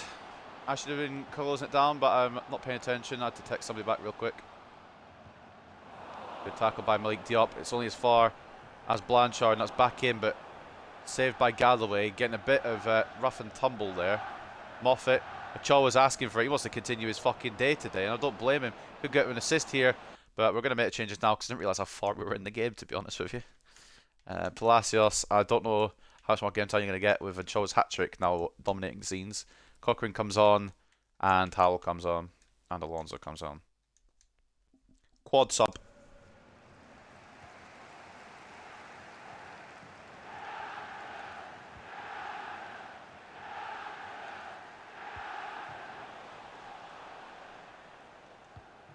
Moffat into Ochoa. Now Blanchard. Thomas. Back to Blanchard perhaps. No, Rodriguez instead then, I guess. And he's just fucking launched it off target. Why did it not go back to Blanchard?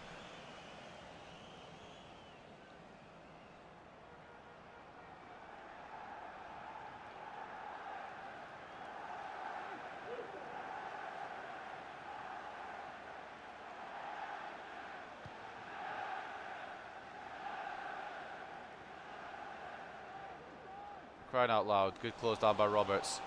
I mean, Walsall, I think I've given it up here, and it's just a matter of who do we want to score this, I guess. I guess the answer is Rodriguez. We're popping off in the league, by the way.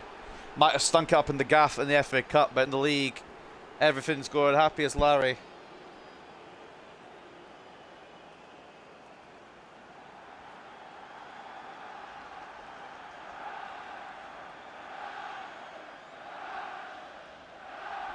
Borough finish to make it 4-0.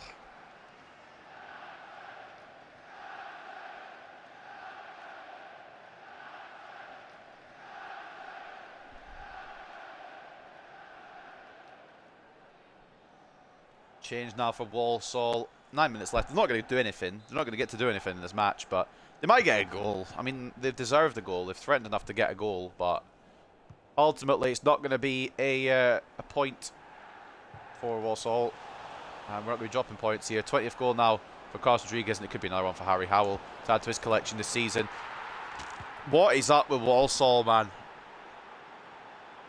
They left everything open. Rodriguez adds to his assist category. It's right at the goalkeeper. I don't understand how that's gone in.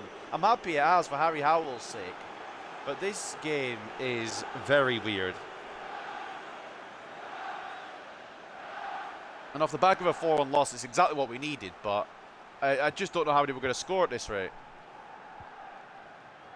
Rodriguez wins it back. And they're just going to let him through. Oh, no, they're not. Damn it. I thought they would. I thought they might just let me through. They didn't, just for the record. Alonso. Caught. And good tackle, to be fair, but still caught. Offside, surely. He ran it perfectly, actually. Or I know. Duncan, good save to prevent them scoring and a clean sheet continuing for this game.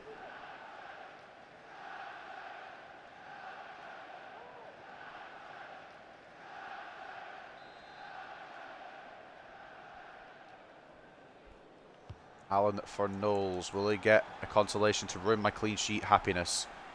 Hopefully not. Harry Howell, as we know, not the fastest, but there is literally nobody to stop him. He has got Marius Thomas in support. It's going to be number 6. We are different gravy.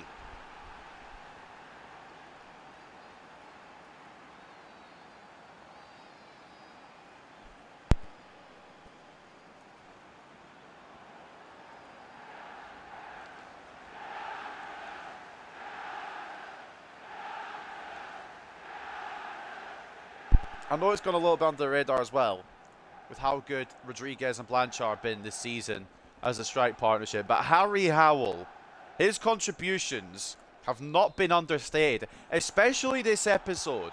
And I don't know if it's going to go for Fran Ochoa, the episode title, or if I give it to Harry Howell, because he's been absolutely fantastic in the game time he's had. In that game against... who was it we opened against? Northampton. He was pretty much the main event. And today he's come off the bench and bagged another. I mean, I don't want to get rid of Harry Howell. Obviously, he's hit his potential. And I don't think I need to just yet. He's fantastic at the moment. There's some players I'm going to have to begrudgingly part ways with, but I'm going to have some of my personal favourites to stay on. Howell getting kind of caught there, but I think that's just because the Walsall defender didn't want to concede a 7th today. It's the 3rd successive clean sheet, and it is 14 goals in 3 league games in a row. Fran Ochoa popping off, didn't even need to play the whole game. Probably could have played the whole game and scored about 7 today, the way he was performing. Other goals coming, I believe, from Rodriguez, Howell, and Thomas. I could be wrong because there was a lot of goals. Yeah, 6-0. Well, we didn't see the last one, but we just saw it was from Marius Thomas, so we don't need to fucking review that, VAR that at all, do we? I mean, we could check anyway, just for completion. Yes, Marius Thomas getting a 6th. It's a fantastic day out for the away fans. I mean, it probably shouldn't have been a 6-0. I'm going to be honest with you. Probably shouldn't have been a 6-0, but I'm not going to complain. 55 to 45 in terms of possession, 13 shots to 9, and 4.9 expected goals to 1.7. Means we do win emphatically, and deservedly so, but I don't think 6-0 is probably the correct margin. Man of the match goes to Harry Howell off the bench, coming in and stealing Francesco's thunder. No, in all seriousness, Harry Howell, he's in good form right now, and the minutes he's getting, he's making the most of, so you can't complain about him right now. And he might displace Achille Blanchard from the starting lineup for a little bit as well. We'll just see how that goes. But a goal and an assist from the Welshman at 8.8. A hat-trick from the wide man, Francesco, at 8.8 for him as well. He was creative, he was assertive, and he was fantastic today. He's what I want Francesco to be on a consistent basis, and he'll get there. It's just a matter of time. Ethan Roberts with an assist and an 8.5. Another cracking performance from probably the best winger in the league. Goal and assist as well from the best striker in the league, the top scorer, the Golden Boot holder currently. 20 goals now for Carlos Rodriguez. A goal and assist and 8.3 for him today. Logan Duncan, clean sheet. Did have to do quite a bit of work for it as well today. 7 shots in his goal, 7 saves, and he looks to be back in his confidence again. Seems to go in and out of confidence, but at the moment he's fully on it. 3 clean sheets in a row in the league. I don't know when that streak will end. Probably next game, but I'm really enjoying it at the moment. Assist 8.1 from Douglas Moffat, and then a goal and an assist from Marius Thomas as well. Solid centre-back showings from Hansen and Galloway, with Gomez and Diop popping in as well. And we're really in a bad range. Achille Blanchard maybe needs a bit more time, I think, rather than anything else, because he's not been given enough game time that he deserves to make more of an impact than he has. Even though he has still done very well this season, it's just slowed down a little bit recently. He does get an assist today in a 6.5 though. On the match for the Walsall side on the end of the 6-0 defeat, with the nil side of it. But he is getting a 7.3. Former Hartlepool man slumming it a little bit, I suppose. But he is in League One with us, so it's not like he's slumming it badly. Some decent players they've got, and they probably will stay up. Goalkeeper Owen Evans today, 10 shots, 4 saves, 6 conceded. He gave it his all, but some goals today were mad, and our team was just free-flowing, fantastic. And it really probably should have been 3-0, but in the last 10 minutes, we got 3 more goals, just to put a nail in the coffin, so to speak. And it was a win for Birmingham over Portsmouth, which means that Birmingham will go back to within 2 points, I think, of Pompey. I think we go within 4 points of them, if I'm not mistaken. It puts us back into a 3-horse race, I think, that we were never really out of, to be honest. But Ochoa, fantastic. We know what he's capable of. It's just trying to unlock that this season. It's been a struggle.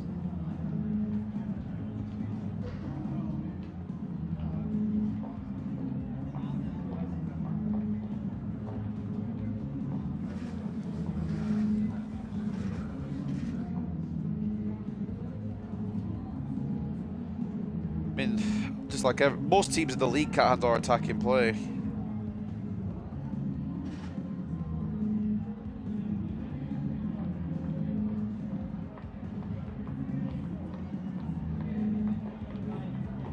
Got the edge on them now, I reckon we do. I mean, we beat them twice, didn't we, this season? This one was a bit more convincing than last season. The last game against them, 2-1. But we, the reason that I think we did so well there is because we needed to get that Blackpool loss out of our system. And we did that with brilliance. We did that with just absolute brilliance. And we come to the end of deadline day. I was thinking of signing a goalkeeper.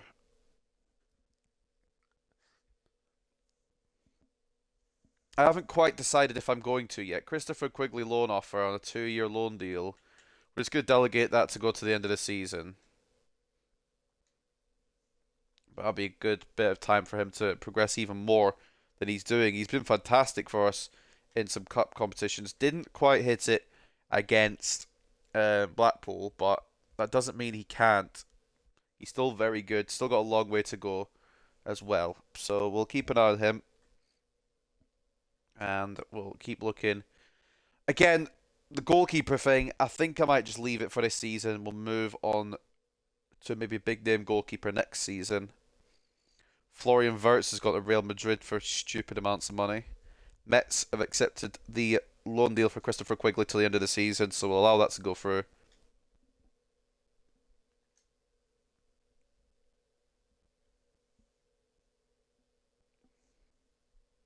We'll maybe get a couple more loan offers, but not much more than that. And I think, like I said, we're going to hold off on the goalkeeper search for now. And Cassandra Nkosi loan deal from Galatasaray. He's going nowhere very much in my plans for this season. I know Malik Diop's coming, but Curtis Mills, I'm going to be honest, probably on the way out at the end of the season. There's going to be some tough departures we're going to have to make, or tough sales we're going to have to make. If we hit the Championship, if we stay in League One, there might be some even tougher ones to make, because I don't think Roberts would justify himself wanting to play League One if he's around 80 rated, which he will be by the end of the season. Christopher Quigley makes the move to Mets on a loan deal, which is absolutely fine. We've got plenty of strikers.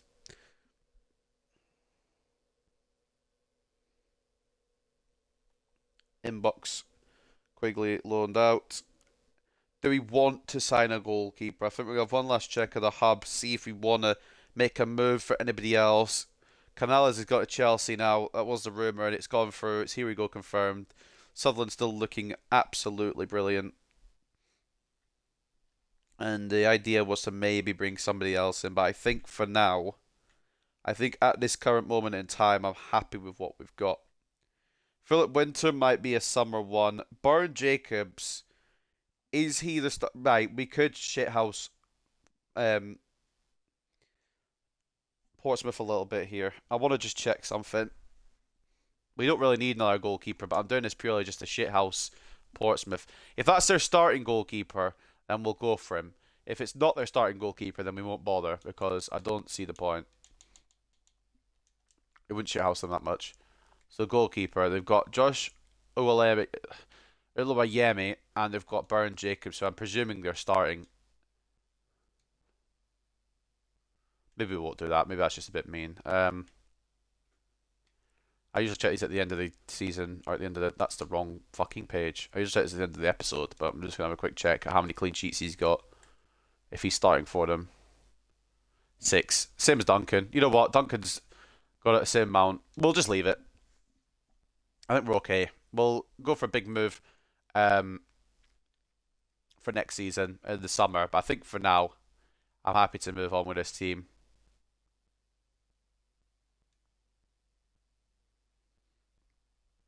I mean, it's already good. There's no point in making it any better and making players unhappy kind of thing. So we'll advance on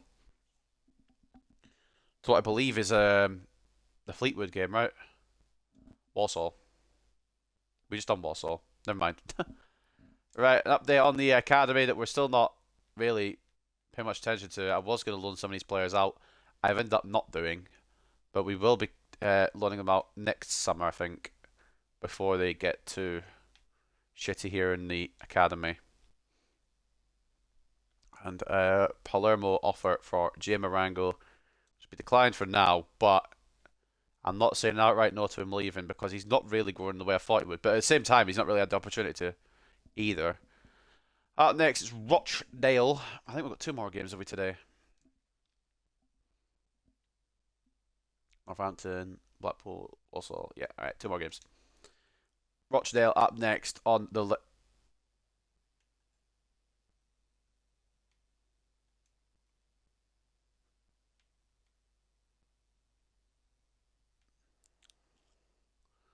Right. So, we're going to have to figure this out here together because I'm confused personally. How is it that a low priority objective is sending my manager rank down like that? Because I don't know how that works. I don't know how it works anymore. I've lost... I don't know. We've got time for that one. Time's on our side for that one. League 1 title... I couldn't tell you at this point. Brand exposure we've done, but the game just hasn't registered it. So if we get sacked, I'm going to be pissed because we've done the objective. It just hasn't registered it. I'm sure they'll give us to the end of the season regardless. But it's very fucking stupid, to be honest, in my opinion. I'm very annoyed. Right, that frustration's out. Let's get back to focusing on this. Let's save over. Don't want to lose a 6-0.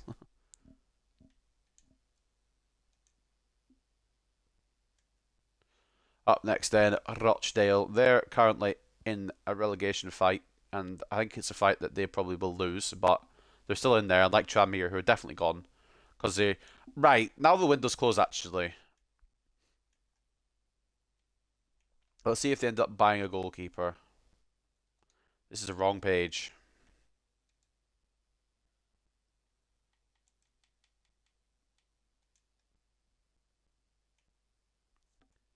You can't do it, like... You can't do enough for them, really, I suppose. I just want to check something as well. If I was to get sacked, which I better fucking not, because that's the whole point of this thing, where could I go? Birmingham, Rotherham, Portsmouth, Peterborough. We could go to Argentina, maybe, as well. There's some clubs out there. But Birmingham, Rotherham, Portsmouth, Peterborough are the ones. And they all won't win the league title as well, so it'd be kind of racing against this team that I built. I'm not going to apply for them, I'm not going to go to them, but I just wanted to see what was on offer. So up next then, Rochdale. I've not read the news. Let's do that first. Ochoa hits hat-trick and Hartlepool win. Ochoa scored a thrilling hat-trick to overwhelm a woeful Walsall in Hartlepool United 6-0 win. Norwich won in their FA Cup replay. Leicester won in their FA Cup replay. And more importantly, most importantly I would argue, is that Man United won in their FA Cup replay as well. Hartlepool expecting another win against Rochdale? I'd hope so, because they are struggling. Hartlepool United will be looking forward to another win if the 3-0 victory in their last encounter against Rochdale offers any clue as to which way today's result will go. And for January Player of the Month, the nominees were Roberts for... So, right, let me get this straight as well, now we're here. Every nominee, apart from one, was for Hartlepool, and none of my players won it. Okay, then. Roberts was in the nominations. Ochoa and Howell were both there as well. All three players have done very good, but Udo must have done better because he's going to won it for Shrewsbury. Udo's impressive performances for Shrewsbury earned him the League One Player of the Month for January. And with the window shut now, we'll take a look at the biggest deals of January in a well, not in a moment after these last two games. But up next then, I've said it 4 times now, we're coming up against a relegation side. So I'm ready to rotate a little bit, honestly. I don't want to lose the clean sheet streak we've got, though. That's the only issue. I'm going to play Galloway on the wrong side, and we're going to bring in Tomlinson. Then we're also going to have Palacios. No, we're not. I can't have Palacios come in. Ochoa's just got a hat-trick. We're going to have Arango, though. That's a wild one there. And Diop, get a full rest for the next game, please, sir.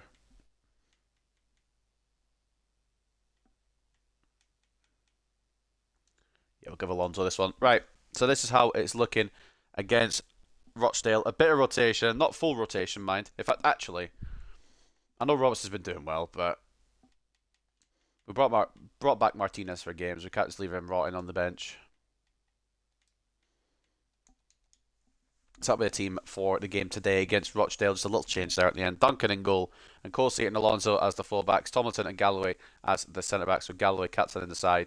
Cochrane at centre mid, Mills, Cam, Ochoa off the left, Martinez off the right, with Blanchard and Arango starting today. I was considering starting Howell and Arango up front, but we're going to go with Blanchard, see if he can do a bit more for us in the time he gets today.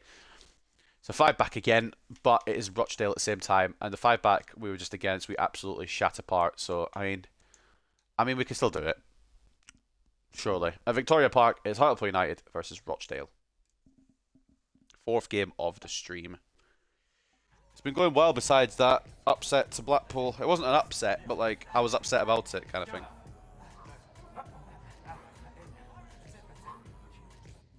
Ochoa getting the, whatchamacallit.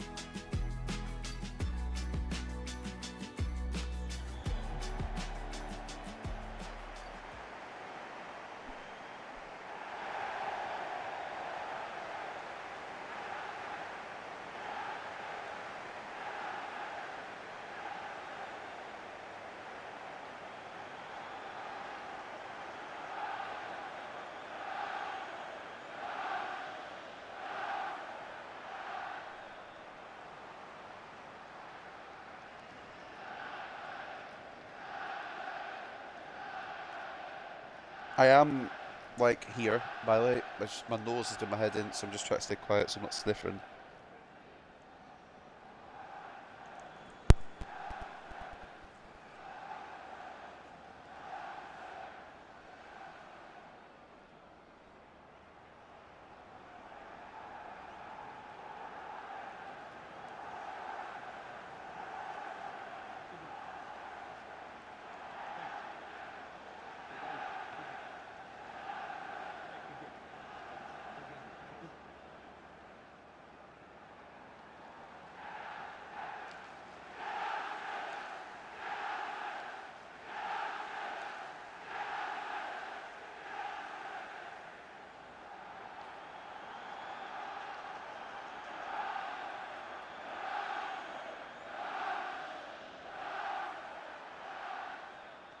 Thank you. Enjoy the game.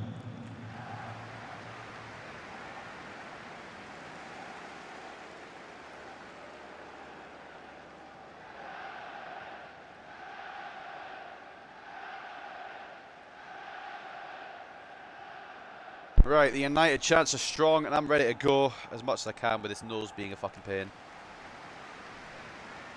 Realistically, we should be beating Rochdale with no issue, but this game doesn't do it realistically. Cochrane early tackle, we love it. We'll build our own attack now. Just take our time with it. Is Tomlinson right-footed? Hold on. No, I don't know why I played out his right foot. I guess he's got 3-star weak foot, which isn't bad for a defender. It's not what I was aiming for. I was aiming for Alonso. I mean, they're reading it perfectly. Cochrane wins it back again.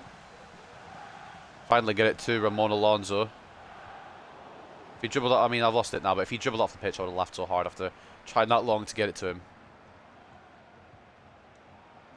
Cochrane cracking tackle. We played a lot of, or not played a lot of games, we scored a lot of goals. Mills can't find the ball in. Try to press, but it's not going to be ours.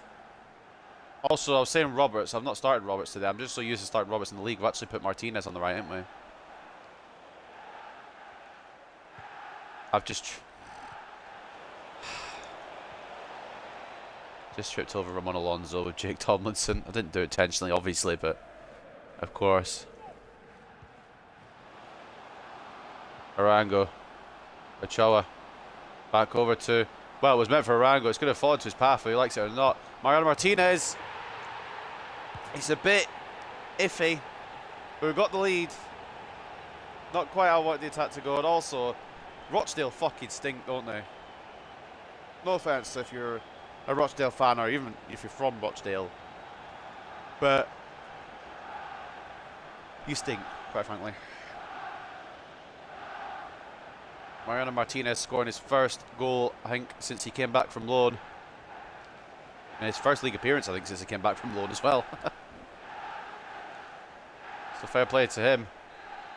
We are going to have to make a decision on one of those three, though. Will it be Munoz, Martinez, or Ojeda that stays around?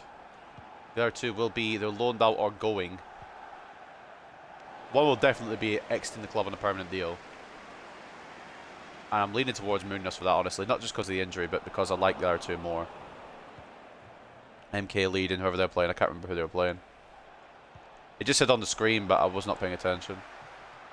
Tomlinson knocks it back to Duncan. I was aiming it down to the right back, but that works too. We can bring it away calmly and cleanly. Ochoa back out to Nkosi. Ball towards Arango. Didn't get the full connection, obviously, because the defender was on it, but good to see him getting a bit more involved. Alright, Cochrane's aimed it for his winger, and it just doesn't go anywhere remotely close to the winger. That's okay, I guess. It's not like I have a choice over it. It's the Jones that we sold to them. Like, is it still the same Jones is my question. Rodney making Duncan work at the near post.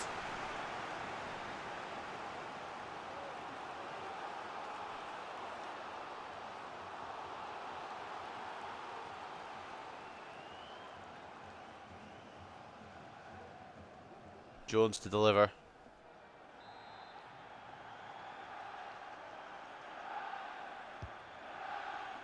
Ball is going to be caught by Logan Duncan without any fuss, really.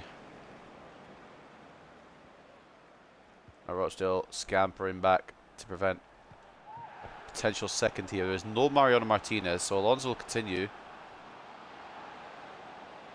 To the corner, thanks. Oh, it's not worked out as I wanted. I thought he was going to tackle you for the corner, quite frankly. Martinez closes down Jones. It's a throw into the Dale.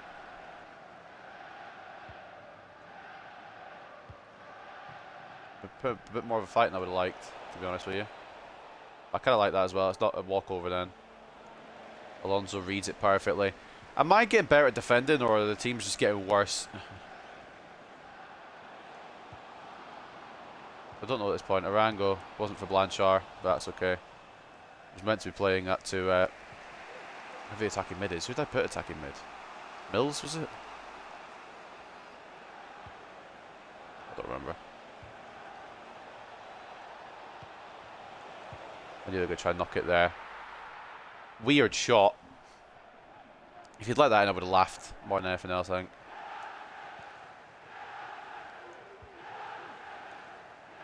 We're just playing it calmly and patiently, hoping the pass will go to the right players on occasion, which it has that time. Fred Ochoa. They try and cut inside. I've pressed the cut inside, and he's just absolutely just declined it. I don't mean Ochoa, I mean the defender. It was a good tackle. Of course, he boots it, try a bit of tackle. Martinez knocks it to, well, tried to knock it to Arango, but didn't get enough connection on it. Odo now for Rochdale, looking to create off the right. Blocked by Nemeni and Kosi. A second block from a South African, and we'll get it clear. I don't know if I'm better at defending or if these guys are just shit, which I guess in 23rd, you'd assume they're just shit. Blanchard, Arango. One more. Martinez again. Blocked. Cochrane. Yep, let me just head to the one guy that's offside. Thanks, video game. Oh, bollocks, we're in a bit of mud here. Okay, we can be unmudded here. Nemeni and Kosi, good recovery. Ochoa. Ball inside to, well, it was to Blanchard. It's going to be Arango, who somehow doesn't get it.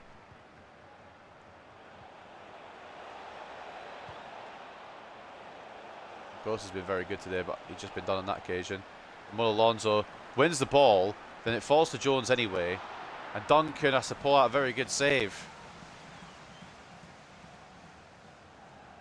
Ball somehow falls to the former Hartlepool player Jones.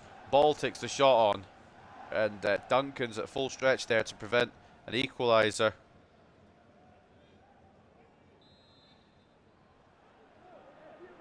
Corner, however, from Odo. Ball in towards Cochrane. It's going to be head tennis here for a minute.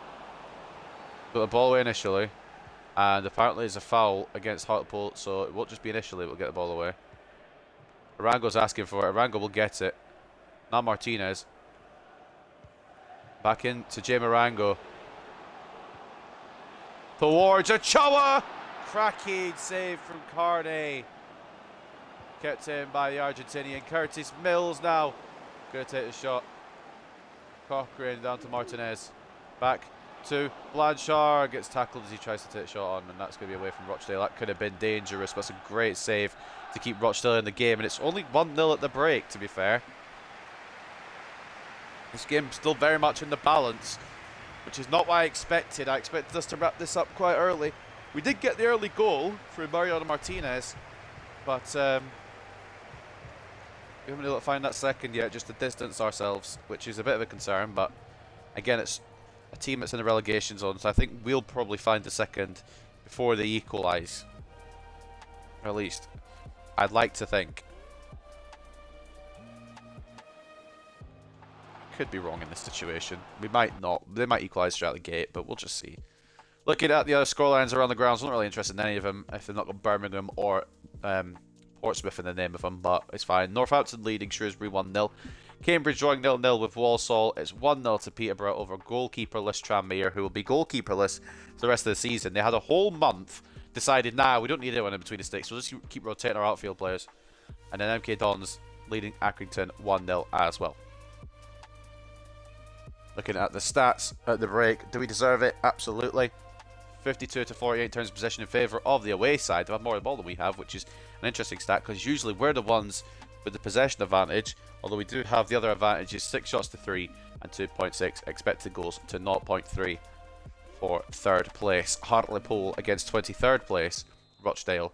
We enter the second half, looking to wrap this up. I don't really want to hold on to a 1-0. I'd like to get a second just to be sure, and then we can just relax a little bit. Fran Ochoa takes on his man successfully. Goes in all the way out the second half gates. Well, there you go.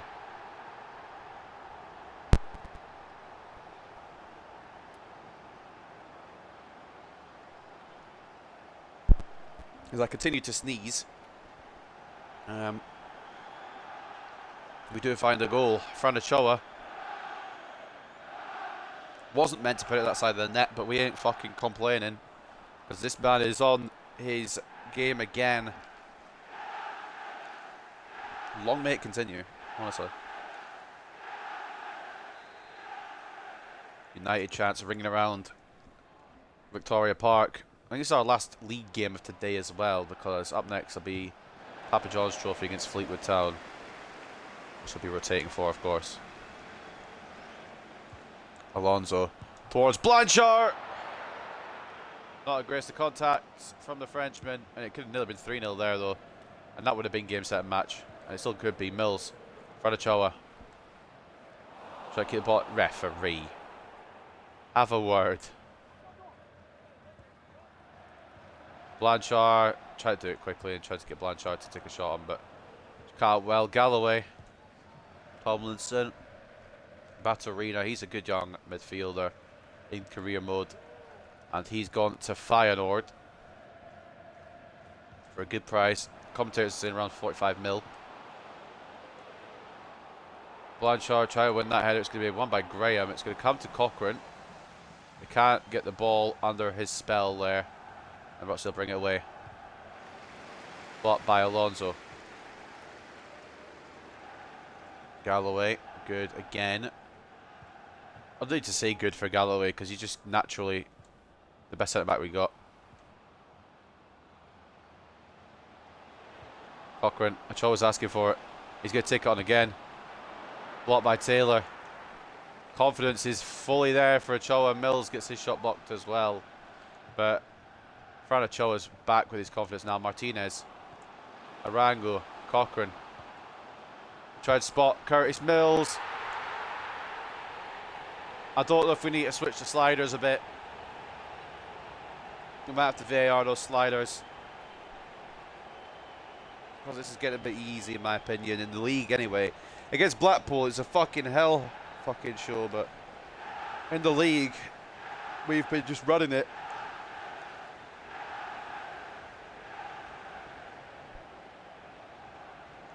I mean, I don't want to sound mean when I say this, we're not really against any top tier competition. Northampton are quite a good side. We dispatched them quite easily. Maybe we VAR them at the end of the season. We'll just get out of League One, which is the plan anyway. And then we'll have a look at them in the Championships, how we feel. Good save by Duncan. I thought the clean sheet streak was over there. Poor defending positioning for me, to be honest with you. That was for Martinez, but we can make it work. Blanchard, Arango. Saved by Carney. Really unlucky in front of goal at the moment, Jim Arango. He's had a couple of goals this season, but not as many as we expected of him. Sorry if you can hear me itching my ear. Very itchy. Ochoa. Towards Blanchard. It's away to Mills. The thing is, Blanchard was always going to be in that support role compared to Rodriguez. Rodriguez was always going to be the main attraction. Blanchard was just always going to be like his helper, and that's kind of how it's been this season. It's been a little bit slower towards this part of the season, which is fine because Harry Howell stepped up as well. Ultimately, it's going okay. I like it. I like the pace Rodriguez is progressing at. He's not growing too fast like Roberts is. No, Rodriguez is at a healthy 76 at the moment, which is absolutely fine by me. Still have potential to be special tag. He's got a long way to go to Cochrane, to Ochoa. I think we need to make any changes. Maybe one just for freshness. Mills, Cochrane. Off the crossbar, can still go in. It's cleared away. That was nearly a mistake there of huge proportions. Like I said, I'm going to freshen up a bit, but Ochoa won't be the man we take off. I mean, we don't really need to freshen up too much because we've got the cup game next. It's going to be rotated mostly anyway. Thomas can come in and Howell can come in for Arango. That's all we're going to make, I think. That's the change we're going to make. Rodriguez will rest for a couple of games. We don't need him today, and we won't need him in the cup either. I would take him on the bench just in case. He's just our get out of jail free card usually. Didn't work against Blackpool, but Blackpool were already in a very good spot. Blanchard. Try to knock it back to Mills. We're just too good. We're just too good.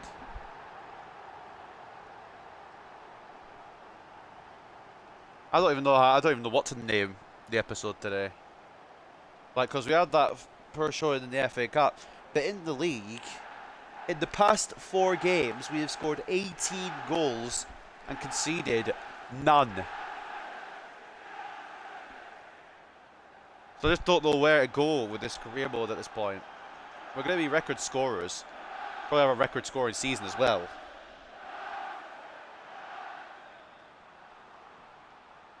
We've done madness with our goal difference today.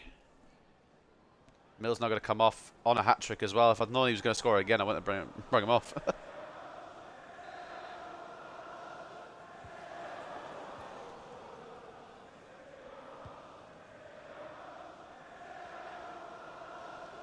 Only the 5th goal for Mills this season, but like I said, they've been... Well, the first 3 were big goals today. Have not been as necessary, but... I'm hating to say it, but I think this might be Mills' final season as a Hartlepool player. Not because I want him to be, but it's just purely because... What's going on here? That player just ran away to come back and take the throw. I don't know, I didn't press A there, it just done it itself. He had enough of the cutscenes like that, buggers. Decent effort, solid save. Bit of range on that one from Rochdale, didn't expect to shoot from there. Oh, here we go.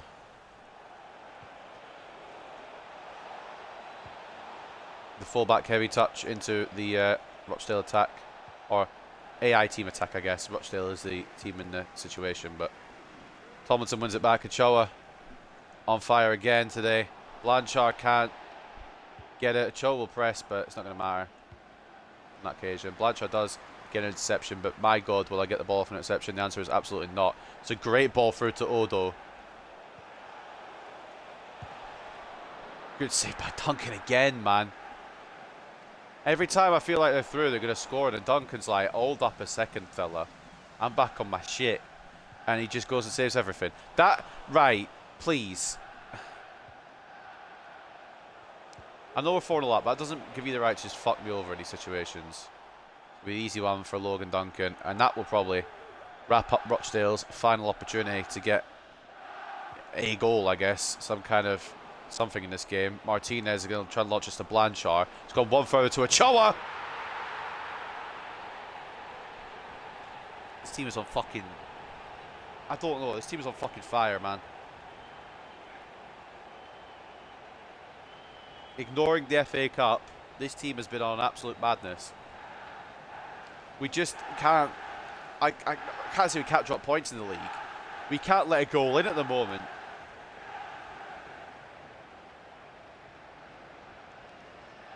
I mean, that's got to be a save, hasn't it, really? You've got to be fucking serious with that one.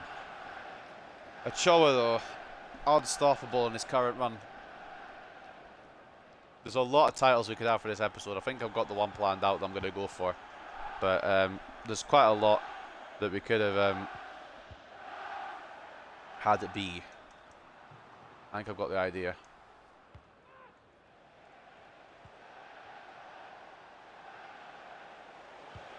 Four added minutes. Rochdale may yet get a consolation. Then again, they may not if Tomlinson's just going to say, nah, fam. I mean, it doesn't need to be this many minutes, does there? Is it going to be back-to-back 6-0s here? We're on the attack again. Howell. Blanchard. I genuinely thought it was going to be 6. I genuinely thought it was going to be 6-0, but Blanchard unlucky there. It's a great save for Carney to prevent that number 6 goal happening.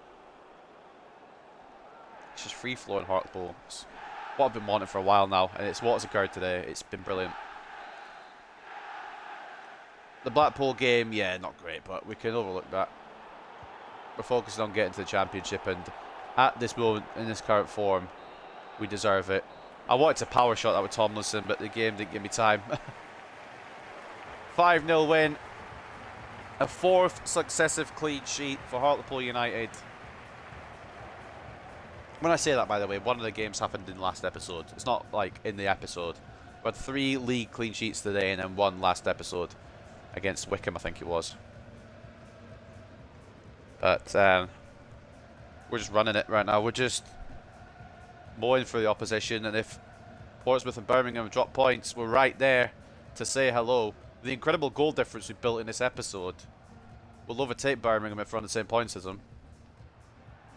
That's the last league fixture of the day, so I guess we'll find out in a few moments.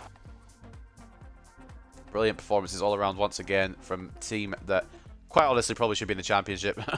52 to 48 turns of possession, 16 shots to 7, a 5.8 expected goals to 1.1 over Rochdale. A deserved win, and I'm very happy with that once again. Man of the match goes to Mariano Martinez. We gave him the risk on the right hand side. He paid off with some reward as well. A goal and assist, like we said, and man of the match, fully deserved. Franachaw as well with a brace, 8.9 for him today. The Manny and Corsi with an assist and an 8.5. Ramon Alonso solid at right back. Logan Duncan, another clean sheet. 7 shots against him, 7 shots on target, 7 shots saved from the Scotsman. Once again, a fantastic effort. Jay Morango with a good effort today as well, assist in 7.6. Jack Cochran, an assist in 7.5. Achille Blanchard as well, an assist in 7.2. And then 2 goals from Curtis Mills, 7.2 for him as well. Not too bad all around. And even some of the low ratings weren't really a problem because it was already game over at that point. Man of the match for them, if you can pick one, was James Ball, 7.4 rated today. As we look for their team, kind of look at their ratings. I don't know how on fucking earth they've got up here. Carney with 11 shots on goal, made some good saves, but couldn't stop everything. 5 conceded from, I'm presuming, the Italian, but I'm not going to guess. And yes, it was Alex Jones that was our former player there. Didn't play too greatly, got subbed off. I do want to see him succeed, but like, if he's at his potential at 69 or whatever, 59, sorry, then it ain't going to happen, is it? Yeah, I don't see these guys staying up somehow with that squad. I don't see them coming back up. I think it was just a miracle from Rochdale to get promoted, and it was a huge bottle from Exeter for them to get promoted as well. I pressed post-match interview. I don't know why it's not loading into it. There we go. Another big win, boys. The clean sheets just keep on coming as well. Franachoa is back on his fucking best, and I mean, what can you say about this team? Different gravy is probably the best phrase for it. Capped a good team display. I can't give solo credit to Ochoa because the whole team, magnifique. Twice beaten Rochdale. Do we think we've proved we've got better players, or is it just that it worked out a way to play against them now? Our attacking play is always a threat. We say that every time, and every time we go and score 4 or 5 a game. Everyone seems to be on their shit, which is fine by me. Just wish we could have done it against Blackpool as well, but ultimately, cracking win. Can only be what's in front of you. The thing is as well, we'll score a load, we'll win by a load, we'll keep the clean sheet, we'll keep in the title race, but the manager rating will still go down because we didn't do the FA Cup objective by a singular round. So if we do get fucking sacked, I'm going to be pissed. If it stays at healthy, well, an unhealthy 57, that's fine. Up next then, Fleetwood to end today's episode. Player chat, I'm assuming somebody wants a game. Oh no, Mills doesn't have to be a right winger. He said that every time. You're not a right winger, please learn. I know we're about to go to the Papa John's Trophy. I just want to take a quick look at the league table. We'll see it at the end of the episode anyway. I just want to take a quick look at the league table, see where I stand. Portsmouth are ahead by 4 points, but they've played an extra game. So they've slipped up again somewhere. They lost to Rotherham. Alright. Birmingham, game in hand, could take top spot in your next game. We've been scoring for fun and put up a monumental goal difference now. With the fact we're just insane. And the thing is, that clean sheet run won't get broken because we're not playing any more league games today. The final game of today's episode. It's the quarter final of the Papa John's Trophy. We'll save over, read the news, press conference, play the game as per. Let's see what we got then. We'll do the press conference first.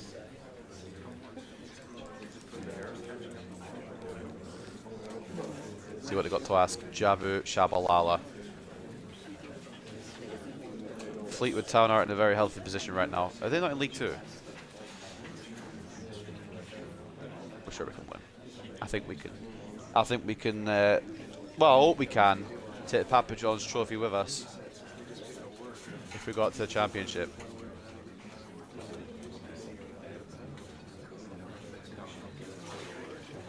Confident against anyone except for Blackpool. We hate them. I hope they get relegated so we can avoid them in the Championship.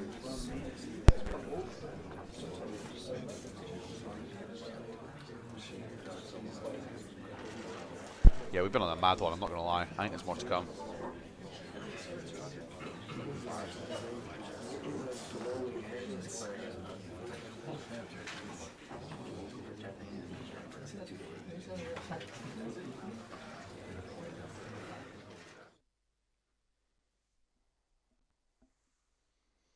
Right then, let's get into the news and let's finish off this episode on a high. I mean, we can't get much higher than what we've just been today except for the FA Cup, but beyond that, I'm not going to fucking dwell on it because we got quite far. 4th round's pretty good for Hartlepool, even though the board are fucking pricks about it.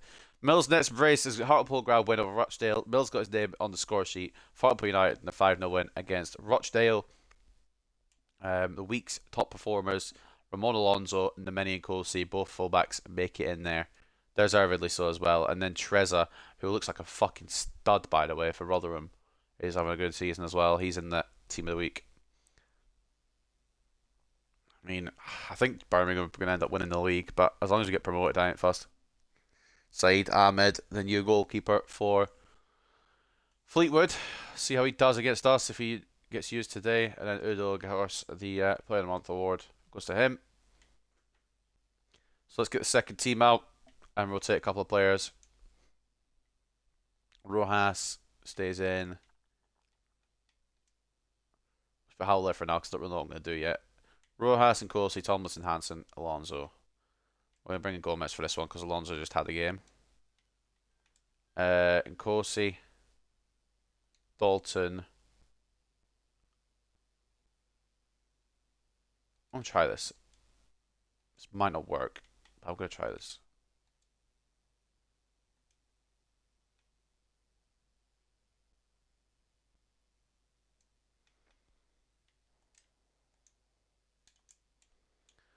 Roberts for Martinez.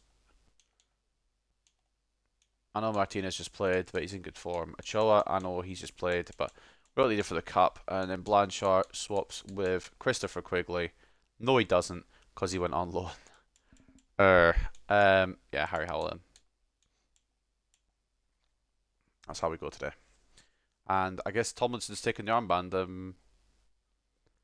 Don't think there's going to be many objections. It doesn't really matter for a Papa John's Trophy game anyway.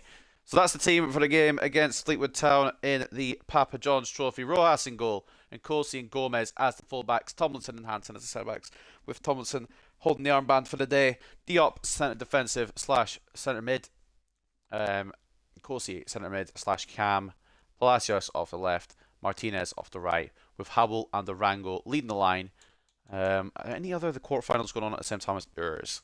All of them are. Let's just keep an eye on, see who goes through. I'm not really afraid of any of these teams, to be honest, except for maybe MK. Ladies and gentlemen, let's get into this then. Fleetwood Town versus Hartlepool. If MK get knocked out, I think we probably win the tournament, but I'm not going to get too excited yet because Fleetwood can still shock us yet.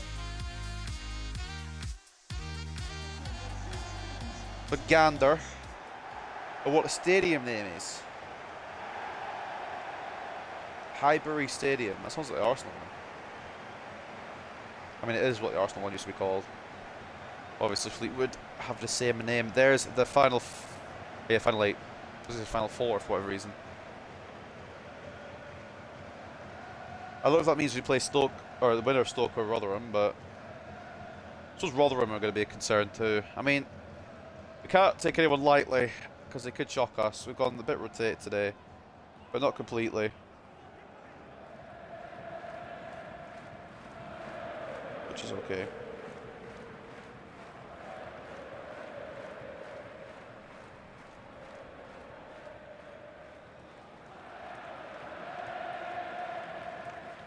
The ole ole ole is coming around from the Fleetwood fans. They're up for this.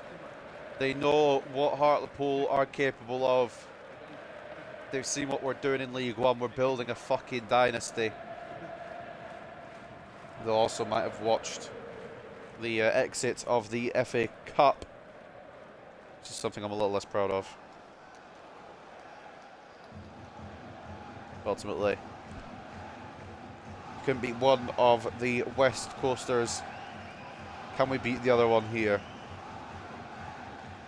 Fleetwood in a decent radius to whatchamacallit, Blackpool.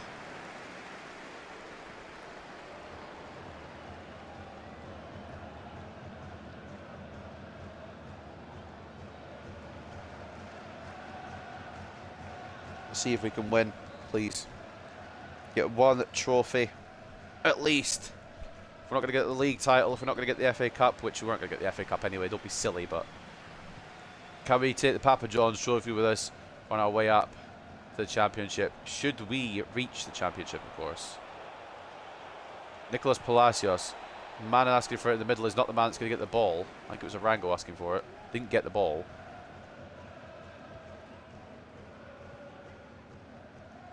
Been a bit relaxed here, just try chill a little bit for the final game of the day.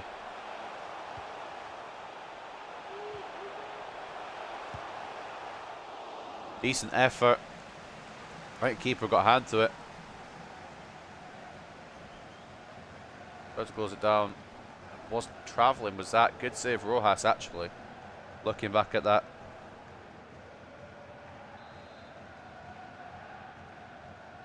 Ball going to come in from Batty here. Palacios doesn't meet it incredibly. Rojas does. And keeps it on the pitch, even though it would have been a foul anyway. So even if he'd taken it off the pitch, it wouldn't have gone Fleetwood's way.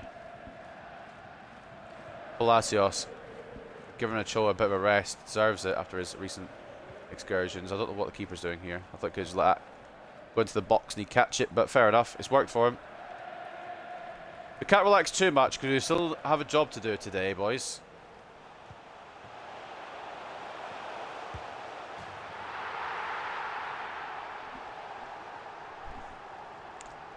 Pardon?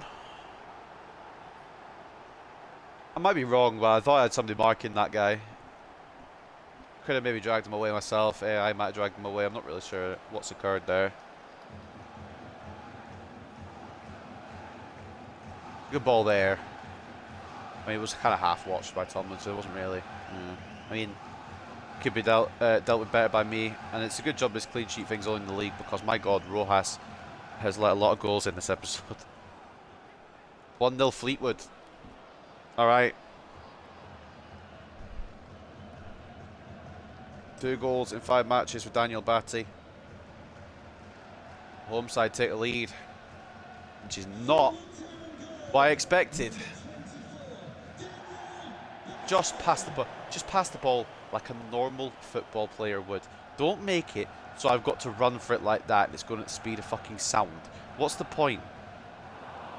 Who's that help apart from the opponents? Tomlinson gets in the way. Done it again. I'm going to fucking lose my mind. Oh, this is mine. Okay, cool. Took me away from it, to be fair. Sample. I'll have it this way then. Thanks. Don't know what I could do. They're pressing the fuck out of me. Try to go down the right side for a change. Gomez. Martinez. Can't even get the ball through. I see me one of these games, innit? I can play. We've got some great league games today. It's just that little bit where the pass is just ahead of my player, they can get a good footing and win it back every time. Gomez, good job on the right hand side. I'm glad I only do 5 of these games per episode, because if I did any more, I would literally maybe, I don't know, 5's a good number. There's no point. Howell was for Arango, but don't let that get in the way of a good story. And Corsi wins that. Why can they tackle with so much ease and I try to tackle it's like try to tackle fucking, I don't know. Just very difficult to tackle is my point. Fleetwood are really going for this, you know. Got a full nut bug out, that doesn't really help proceedings.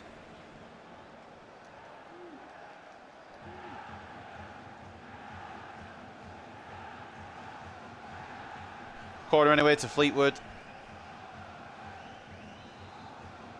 We in a good spot, I guess, in the league, but cups don't seem to be our forte at the moment. It's headed away. And now we can go. Cassano and Corsi not the fastest. Harry Howell slightly faster, but still wouldn't better him in a race. That's what I was going to say, but I was right not to. He's just fucking lost it. Hansen, good tackle. Can I get the ball? Fucking hell. Arango over to Howell. Arango asking for it back. Doesn't score. I mean, the ball went behind him a little bit. He had to readjust himself, but still. Oh, look at that. I intercepted it, but it's a perfect bounce to their player. Diop now. Into Nkosi. Howell. That. I might scream, honestly. I might actually just scream. How does that not... How does the game not realise I want that straight to Arango, who's right next to me, rather than... I think it was Diop it went to. It was about 20 yards behind the attack. I'm not professional, but that should be figured out quite easily. Can I get... Like... Can I get the ball when I tackle? He's offside anyway. But can I get the ball when I tackle? It's a perfectly legitimate tackle. Nothing wrong with it. And yet he comes out better out of it.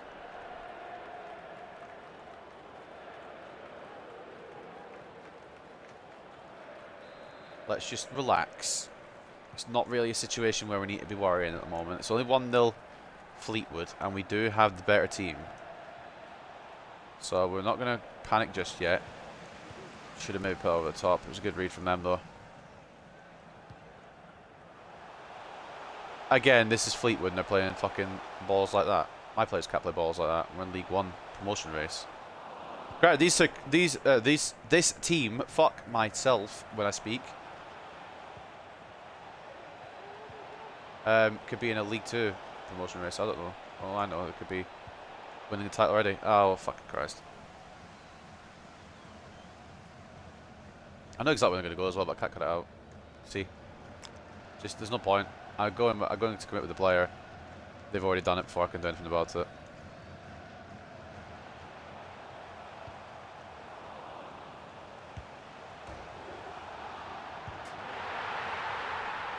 It's like a fucking circus, isn't it? Can someone please explain to me then? We're going to have a little VAR check on this one, so... I'm not blaming Diop, by the way, in any way, shape or form. He's got a good interception on it, and it, for whatever reason, has picked up speed bouncing off his boot.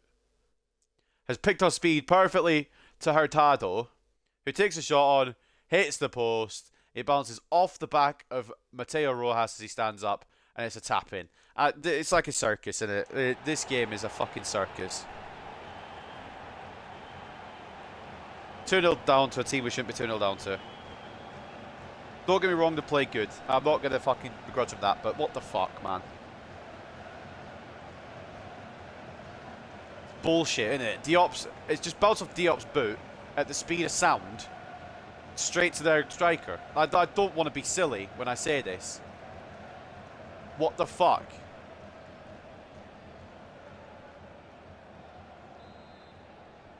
I genuinely... It's the second goal for Batty, but I'm not sure exactly how it's come about because I've intercepted it with Malik Diop and it's just bounced perfectly in the path of a striker who then misses it, and it just bounces off the back of my goalkeeper for an easy shot. And now I can't even get the ball through. I think we're out, boys, honestly, because and then the tackle goes off the pitch. I'm going to fucking throw up. I like these episodes at the start because it's like, oh, we go into the episode, start again, start fresh, they go good. Every episode, I don't think there's been one episode where I've started off professionally, calmly, and ended professionally and calmly. There's been some shit within the episode that just fucking does my head in. Every time, without fail. How many of these Hartlepool episodes will now going to be nearing 50? Arango. Howell, please.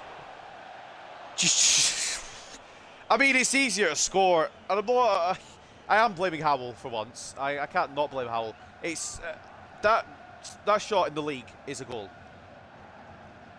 That'll go on target and it'll go in with no problem. It's a fucking joke, this game, man. Right.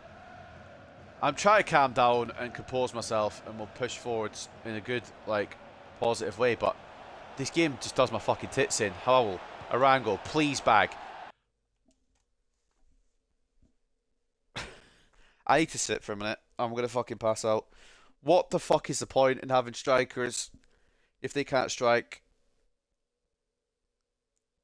I can't believe the downfall of Arango, man. Right, let's just watch this back. Again, I'm doing a lot of instant replays this game. I apologise. I don't usually do as much as I have been doing. How does this not... Like... it's just so annoying how it should just go in, but then for whatever reason it just decides to fly the wrong side of the post. Right. It's okay, let's just chill. Arango's been a fucking bad luck charm for a while now. I don't know why, what's up with him and what's changed, but I think we might sell him. Not sell him, loan him next year.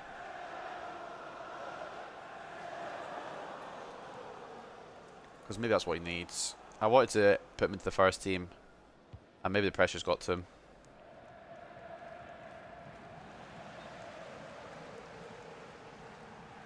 Well, the flag's up in good time and it's offside.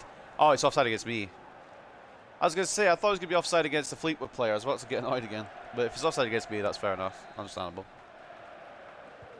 Right, well, that's half-time, innit? Well, I mean, it should be, but the refs could give him more chance. Right, 2-0 at the break. It's recoverable because it's Fleetwood. But at the same time, it's not recoverable because I've had two easy opportunities there that would go in a league match that just haven't gone in this match.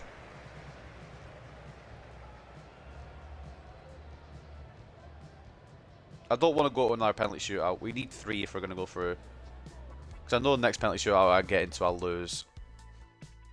Around the grounds is how it's looking. Peterborough leading Grimsby 1-0. 1-0 to MK Dons over Stockport. And 2-0 to Rotherham over Stoke City. And at Highbury Stadium, it is 2-0 to Fleetwood at half-time. Deservedly so as well, but like at the same time, I just feel like my shots should be going on, and they're not going on. 51 to 49 in terms of possession. 6 shots to 3 in favour of Fleetwood, I should say. And 2.6 expected goals to 2.3. I feel like I shouldn't be where I am with this team at the moment, but at the same time, it's rescuable. There's still plenty of time. Just pretend this second half is a whole new game.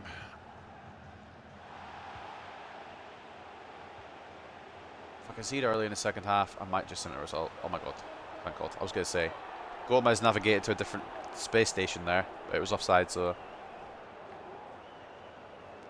it's fine.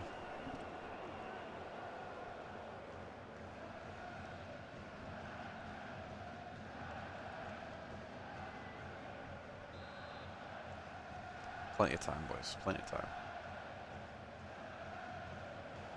Gomez. Arango.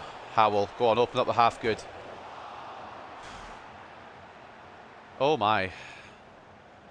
Yup. Arango. Yup again. Arango again.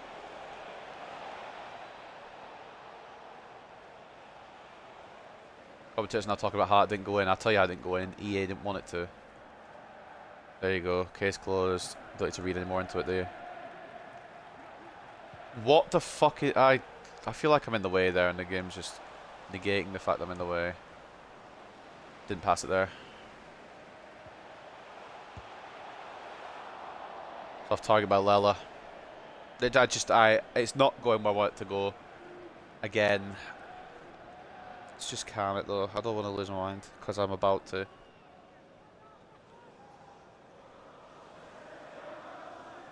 Right. I have one shot on target, and that's because two that should have gone on target have gone off target, and one is at the crossbar. Palacios has been cut down in his prime there. It's a yellow at least, surely. Sean Rooney gets the booking for Fleetwood.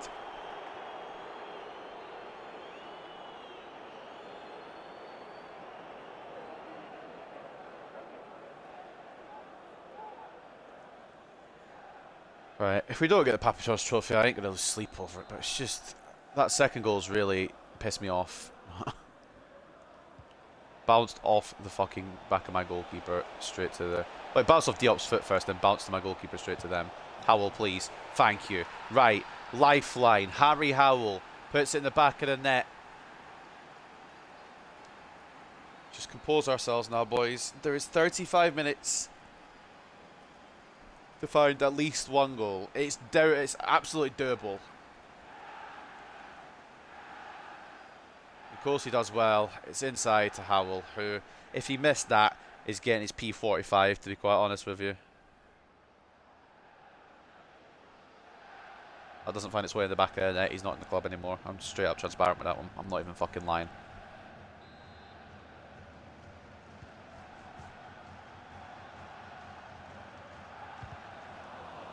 Blocked by Arango. He's gonna fall back to them though. And Martinez tackles up the pitch. First game of the tournament for Harry Howell. I've been using Arango and Quigley mostly, haven't I? But Quigley's now out on loan to Leuven, I think it was, where he sent him to. It's probably for his best for his development. Tackle by Gomez. Throwing Fleetwood again.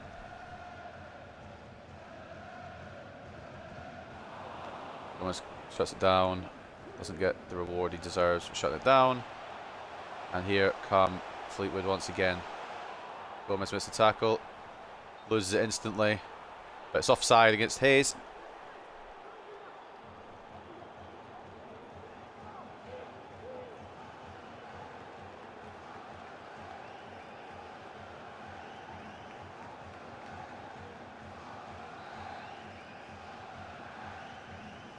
Free kick then. Ronnie Hansen to Jake Tomlinson.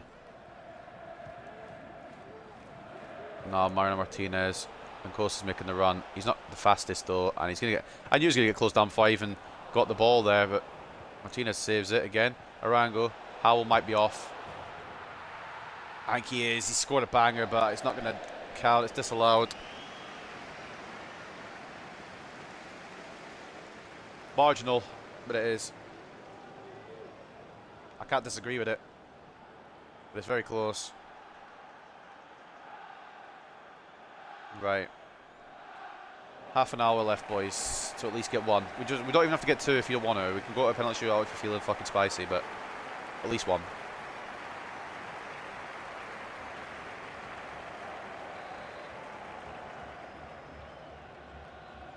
In the second half, we've been all over them. We need to just keep fighting. Diop wins the header. Come to Martinez. Arango making the run over. Can't bring it down with him. And Diop has vacated. Oh, not Diop. Fucking every other midfielder is. Of course, he's vacated that situation apparently. Blocked by Tomlinson. Bring it away.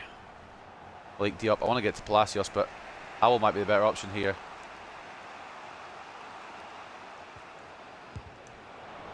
Oh, it's blocked. And Nkosi trying it. I went full sweaty concentration there. Talalovic coming on for Hurtado. I don't want to make changes, but we might need to. I'm happy with this team to keep pressing as they are because we've not been bad. They've been lucky. Martinez. Ball in towards Hansen. It's away. Blake Diop should get that. Does. Nkosi. Hansen. Howell. Martinez. Nkosi. Turn and shoot.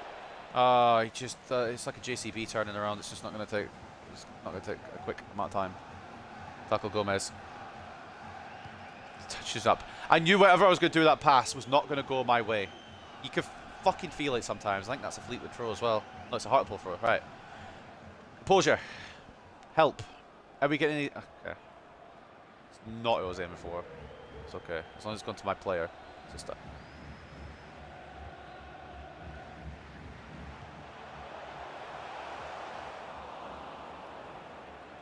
I have to play any more of this game after this one. I'm going to have to throw up because this game is just fucking pissing me off now. Howell is not the one that's going to.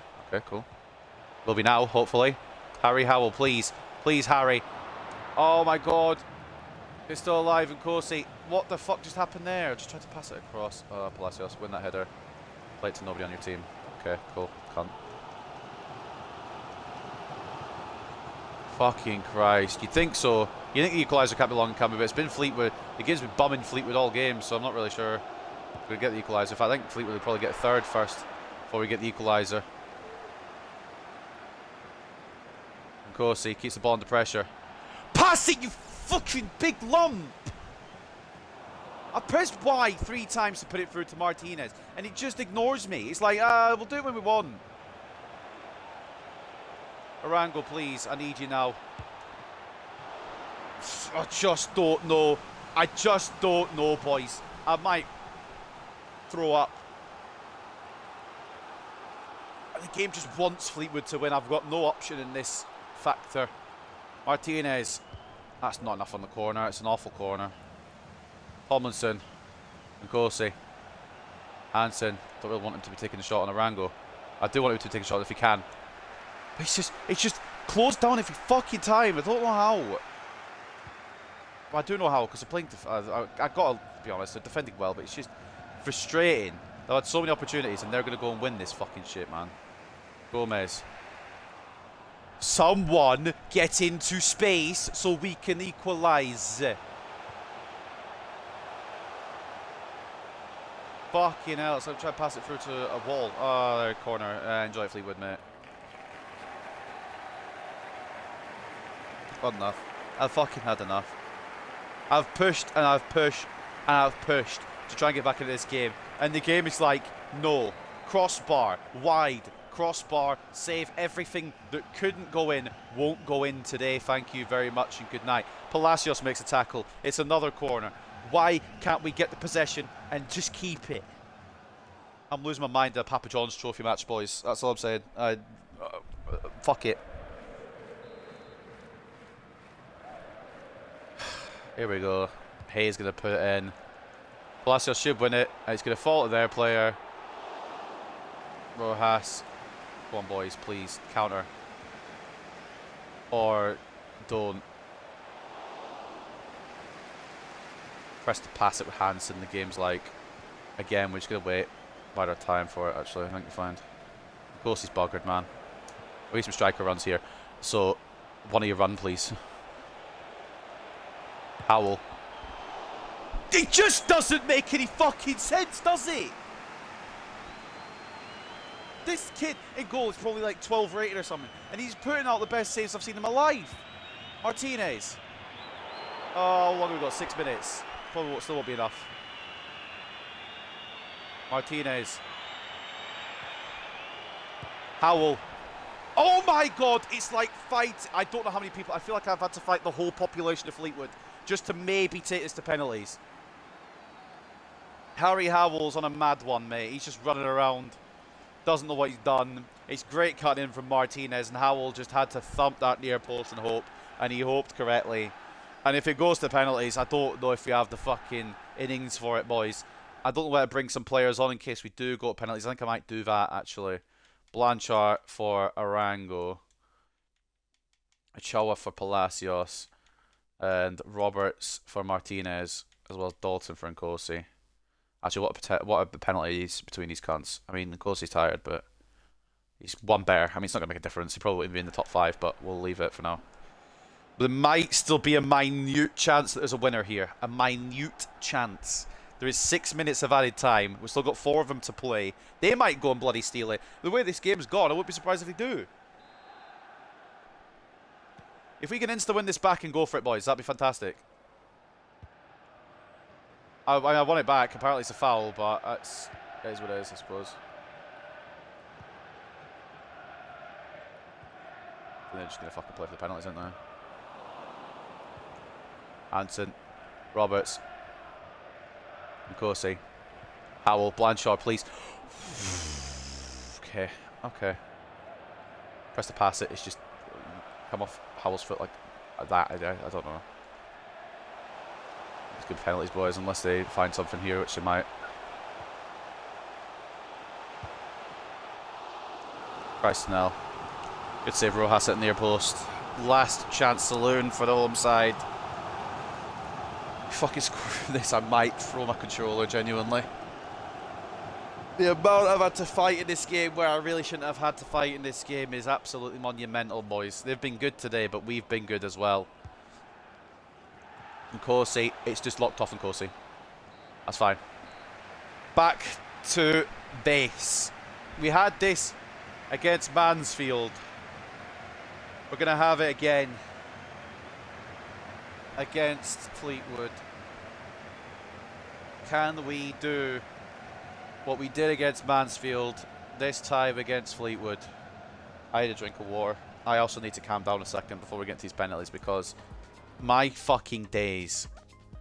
That felt like 6.1 expected goals. Man, they were good, yeah, but I should have won.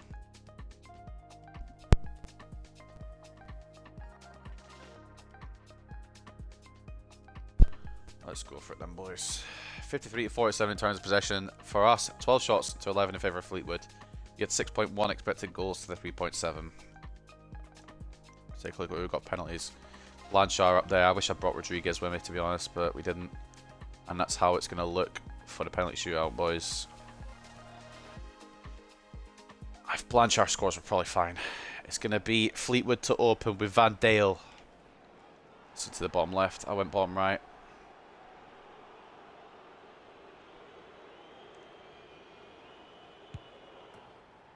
Bottom left for Blanchard as well. Keeper stayed down the middle. To Lalovic.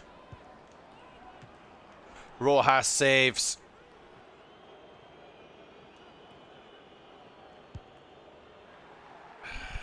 It's a bit obvious, isn't it?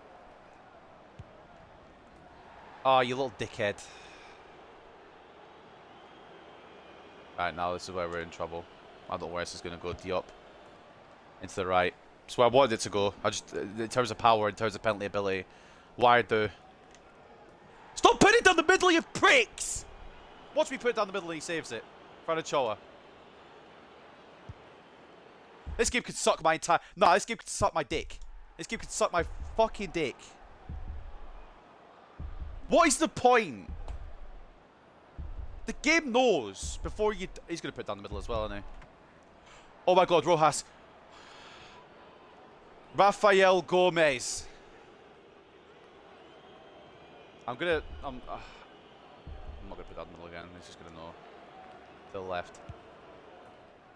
Rafael Gomez keeps it alive. Batty. I'm going to fucking lose my shit. Ronnie Hansen.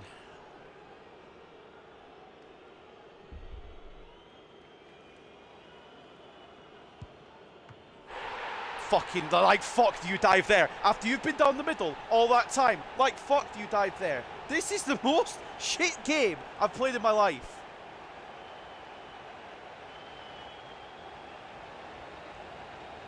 It's a fucking joke. We know where you're going to put the penalty before you put the penalty anywhere.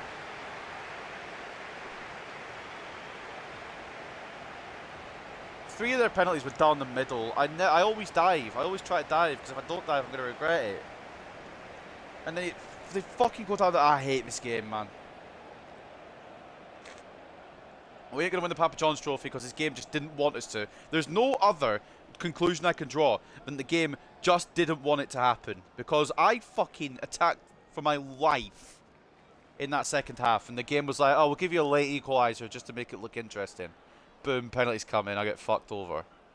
Granted, penalties is just full of luck. But I should have won that in normal time.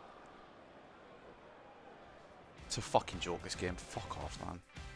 Well, at least we can focus on the league, I suppose. But I'm ready to just throw something at the wall. I don't know how we haven't won in normal time. We've got 6 expected goals to 3. It's, well, I guess 4 if you round it up if you want to be nice, but still. We should have won that in normal time. I'm going to fucking throw something. Their keeper gets man of the match for me because he just was apparently the second coming of fucking Yashin, man. 53 to 47 in terms of possession, 12 shots to 11, and 6.1 expected goals to 3.7. They have more shots, we have more possession, expected goals. Just didn't have the penalties though to win. I can't believe I've been scammed a little bit there, I feel. And Nkosi, best player on the pitch for us. Left back, assisted at 7.7. Howell with a brace at 7.6, even take it to penalties, so fair play to him. Martinez with an assist at 7.4 as well. Decent reigns all around. Rojas, 9 shots on his target, 7 saves, 2 conceded. I'm just ready. I need to check Fleetwood waitings. I can't speak anymore. That's how annoyed I am. Fucking Batty. Man of the match. 2 goals. 8.3. Hurtado gets the assist. There's no other assist because the assist came from Rojas. 7.8 for Hurtado. And then their goalkeeper, Stephen McMullen. 6 shots on his goal. 4 saves, 2 conceded. And apparently just turned into a fucking incredible man in the penalties. I feel a bit hard done by, but game's the game, I suppose. We're not going to get a Papa John's trophy with Hartlepool United. That's not the end of the world, really, though, is it? I just feel like we didn't deserve that, though. Well, can't win them all.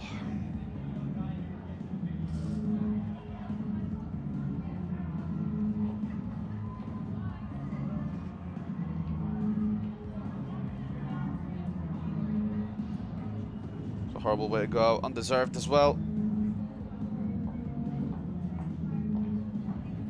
What can you do when the game just decides?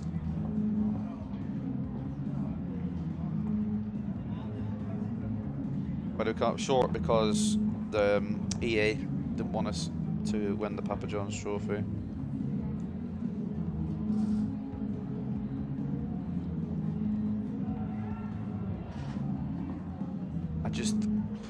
It's fine. I'm not going to dwell on it. We'll focus on the league, focus on getting the league title.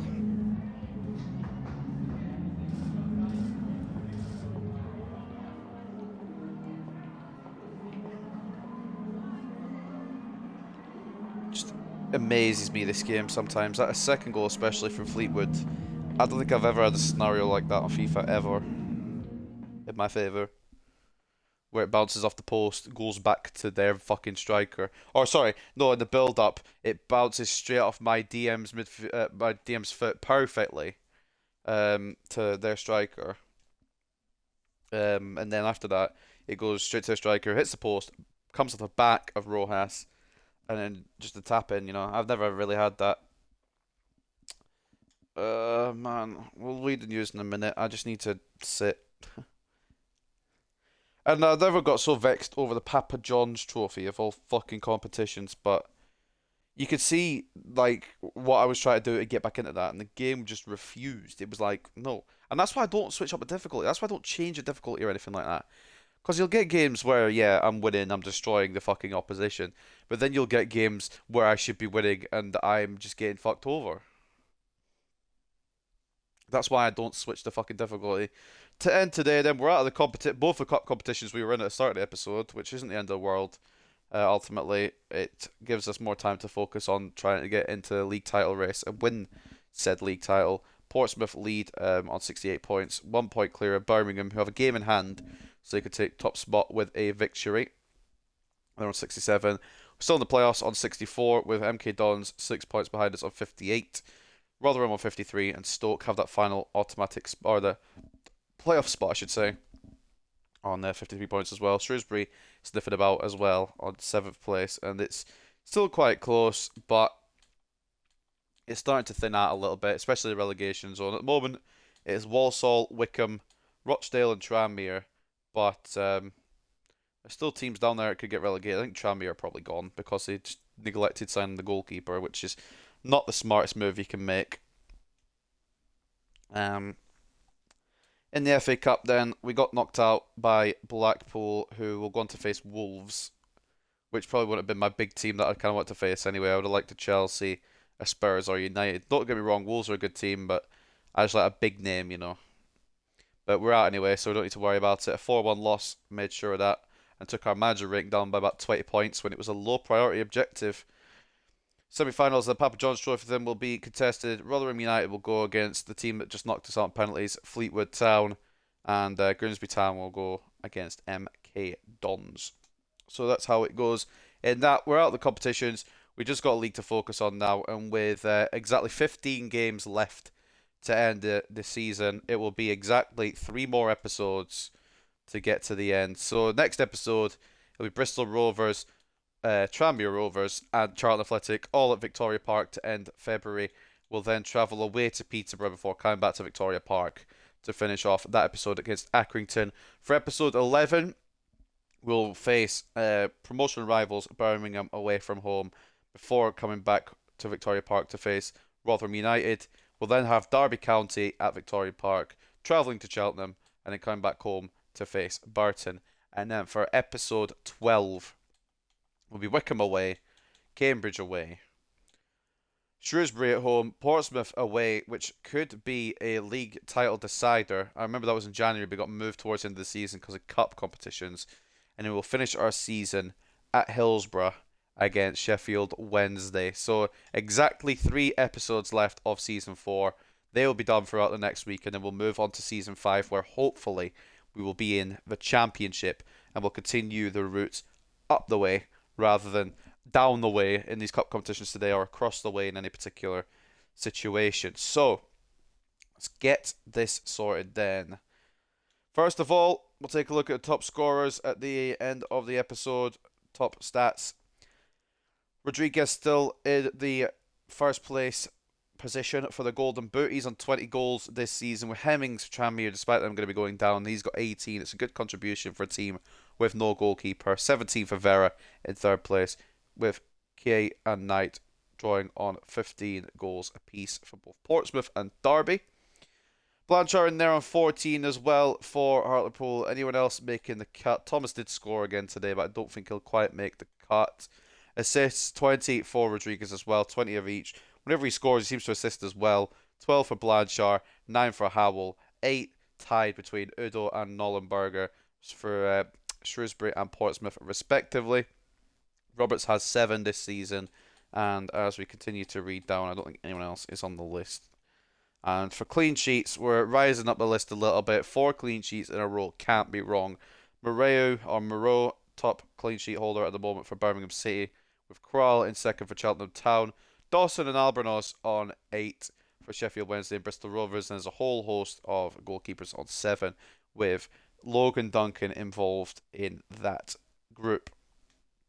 Taking a look then at the squad hub, and then we'll take a look at the news, and then we'll finish off with the biggest transfers. So after however many games we played now this season, the most appearances have been made by Malik Diop. Obviously some of those were not for us, and those goals were not for us either, but he has made the most appearances this season. Carlos Rodriguez, I mean, they made the same amount in the league, Diop and Rodriguez. Rodriguez with 20 goals, 21 assists, 41 contributions in just 34 appearances. The Peruvian Prince is cooking. Let him cook. And 40 of those contributions coming in the league. Absolute ridiculousness. Ewan Galloway with 2 goals as well, but also 32 appearances. And we'll go into goals now, actually. We'd like to look all the way down appearances. Rodriguez with 20 goals. Blanchard with 14, Howell with 11, scored a good few today, and he seems to be getting involved a bit more again, which I like. Franachoa, great episode for him, 8 goals now, with tied with Thomas. I think they both scored the same amount in the league now, fair play to them. Cochrane with 6, even though he's struggling apparently this season. Mills with 5, Malik Diop and Ethan Roberts with 4, although Diop's goals were for Portsmouth. Palacios and Kosi with 3, Galloway, Arango with 2, and Moffat, Hansen, Shabalala, who is out on loan at Salford, which we'll take a look at loan growth in a minute, but my god, a +10 to Msunguli Shabalala gets me happy, and a goal as well for Mariano Martinez since his return. Assists have come from Rodriguez with 21 now, Blanchard on 12, Howell on 9, Roberts on 7, Arango and Cochrane both on 5, Ochoa and Palacios both on 4, with 3 coming from Mariano Martinez, 3 from Thomas as well, 2 from the injured Martin Munoz now, who'll be injured to the end of the season, but did contribute a couple before he was unfortunately injured. 2 from Malik Diop, who are for Portsmouth. I think 1 might have been for us, actually. Curtis Mills with 2 assists as well. Nemeni Nkosi, or sorry, Nkosana. Well, both Nkosi's actually, with 2 assists. Jake Tomlinson with an assist as well from centre back. McGregor, Moffat, Alonso, and Duncan with the other assists. And the most clean sheets happen when Malik Diop plays. But Duncan has been really helping his case recently. 7 clean sheets now in just 25 appearances in League One. Not too shabby. He's really turned it around. Hopefully it can continue to be the case. And then loan growth we're going to take a look at here. Let's see what the loan growth is looking like. Porter's gone up 2. Barlow's gone up 4. He's going to be involved next year in some capacity. Or maybe we'll loan him out again. I don't know how Palacios is going to work in yet. We'll have to figure it out. Hansen's gone up 2 already. I wish Patterson would go up, but I think he's probably going to be on the sell list next year. Shane McDonald's got up 2 at 63, but it was already 63 at our club. Malanga's got up to 69. Ajeda to 72. Isakson to 65. Mancini to 68. Albie Holmes to 64. Connor Quigley up to 69. Got up 12. Mate, I told you this kid had something. Just needed that loan growth.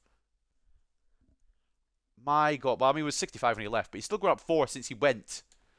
Esposito up to 64. Simpson up 5 to 62. Labohang Shabalala up to 55. I don't think we can justify keeping him on, unfortunately. Mariano Vergara up 1 to 64. Duncan Wilson up 10 to 70. See what I mean? Some of these players ready for it. Reece McGregor up 3 to 65. He's going to be involved at some point. Luca Carpenter up 3 to 65. He might be involved. Ramon Murillo up 2 to 67. Paul Persson up 7 to 63. Thomas Bishop up 4 to 69. Sam Baldwin is not on loan, but Mashungili Shabalala is with 10 growth to 66, as we know. But also, as well, for some of these players, I know that we want to factor some in next year, but some of them obviously have got, there's been an overload in their position already, like wingers. Some of them, we're just growing to move them on, really, rather than keeping them around, like Albie Holmes, potentially, Gordon Simpson, potentially, as well, and even, potentially, possibly Thomas Bishop would make the move out of the club. But we'll just see how that goes. We'll see how the growth goes throughout the season. So, we'll take a look at the news, and then we'll read the biggest transfers of January and of the entire season. Obviously, we'll see them all, and then we'll go for our business as well. So, take a look at the news. I don't think there's much about us. I guess Fleetwood edge Hartlepool United in shootout drama. Hartlepool United shootout defeat against Fleetwood Town will be a painful memory for Shabalala's team, who now need to regain their confidence. Last time we lost, we won the next game 6-0. So, that's what I'm saying. Carlos Rodriguez has been putting in some great performances lately for Hartlepool. He's emerged as a real team leader. A real leader in games. Teams and fans alike will be hoping he can sustain this level over the next part of the season. Hartlepool take on Bristol Rovers next. I believe we beat these last time around, so another win would be fantastic. It's not telling us there, but I think we did. Breaking news and then special, and then we're missing transfer news. There's a couple of transfers there, but let's go in and see what the biggest moves of January were. We know the biggest moves of the summer. So we'll go down to 50 million as per usual. We'll read down. And any further down there, we'll probably just scroll through. And then, of course, we'll look for our business. So the biggest deal of all the window, I know we don't usually read the summer ones, but Jamal Musiala, my God, he's looking like a stud. One of the world's best already, only at 22. He's at Spurs. 137.7 million the move was there. That's the biggest one of the whole window. But the biggest one of January was Florian Wirtz making the move from Leverkusen to Real Madrid for 129.7 million. He's looking fantastic as well already. I mixed the words together there. He's already one of the world's best. Just bear with me, guys.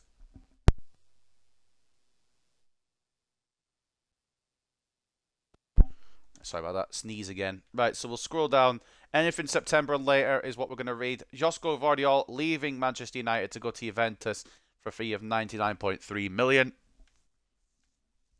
Some big moves all over the park here. Leaving Man United more than joining Man United, which is concerning. Matthias De Ligt, a big move in the January window. He has gone from Bayern to PSG for 85.3 million. Just over valuation, so quite a good price there. Mohamed Kudus moving from Fiorentina to Leipzig for 84.9 million. Quite a bit over his valuation, but he's a good player, so it's a good move. Harry Kane is now at PSG, which is a bit weird. We'll take a screenshot of that because it looks weird not seeing him at Tottenham. 84.2 million for that transfer fee. It went through in September. Dejan Kulusevski also leaving Tottenham Hotspur to go to Leipzig for 83.3 million. As you continue to read down here, like I said, we'll go at 50 million and then we'll go through our business. Not a lot of happenings in January, more summer here. Yusufa Makoko going from Freiburg to Napoli. Now at an 83 rate, it's still an exciting prospect as well. 68.4 million for the young German forward. I don't want to get the nationality wrong there, that's why I went back on the profile. I should remember he was in the Germany World Cup squad. Harvey Elliott's made the move from Fiorentina to Valencia. He's just a bit of a globetrotter at the moment. Now at an 84 rated as well. 60 million is the price tag for that. Not too shabby, to be honest. Andre Almeida, I should say, going from Valencia to Wolfsburg. 58.6 million. That transfer fee. And I think we're getting to the bottom end of it now. Lovro Meyer, to be precise, has gone from Liverpool to Atletico Madrid for 57.5 million. And then Ivan Illich, might be the last one we read, has gone to Hoffenheim from Hellas Verona. 51.7 million is the price for this man here. Although we have got one more to read. Mason Mount making the move from Bayern Munich to Roma. 51.1 million. And there's our bit of our business once again. Nezovic, exciting prospect still, growing well at Norwich. I'm hoping he's enjoying his life up there. We may still yet poach him back, but we can't do it next season, even if we got to the Championship, because it's an 80 cap and he's now 81, so we wouldn't be able to be done. So I'll continue to scroll down, but I'm also going to sneeze again, so bear with me.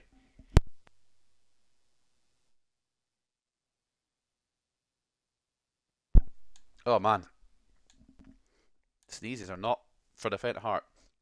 Right now, going through our business is quite a lot, so get your popcorn out, take a seat. We're going to do it in chronological order. This is the business of Hartlepool United for Season 4. So Darlington Balogun, he still doesn't look great, to be honest. Probably a smart move to move him on to Shenzhen FC for a fee of £150,000. We loaned out Jackson Barlow to Vitoria, and my God, has it worked dividends on this kid. He looks pretty good, and he could still look better as well. Loan deal that will come to the end of the season. We sold Clement Bernard begrudgingly because I want to keep him about. We just had too many people in that situation. He's gone to Norwich Land for 1.2 million. Was it the right move? Yes, it was. He's still at 67 rated, whereas Marius Thomas, who we elected to keep on, is now up to a 70.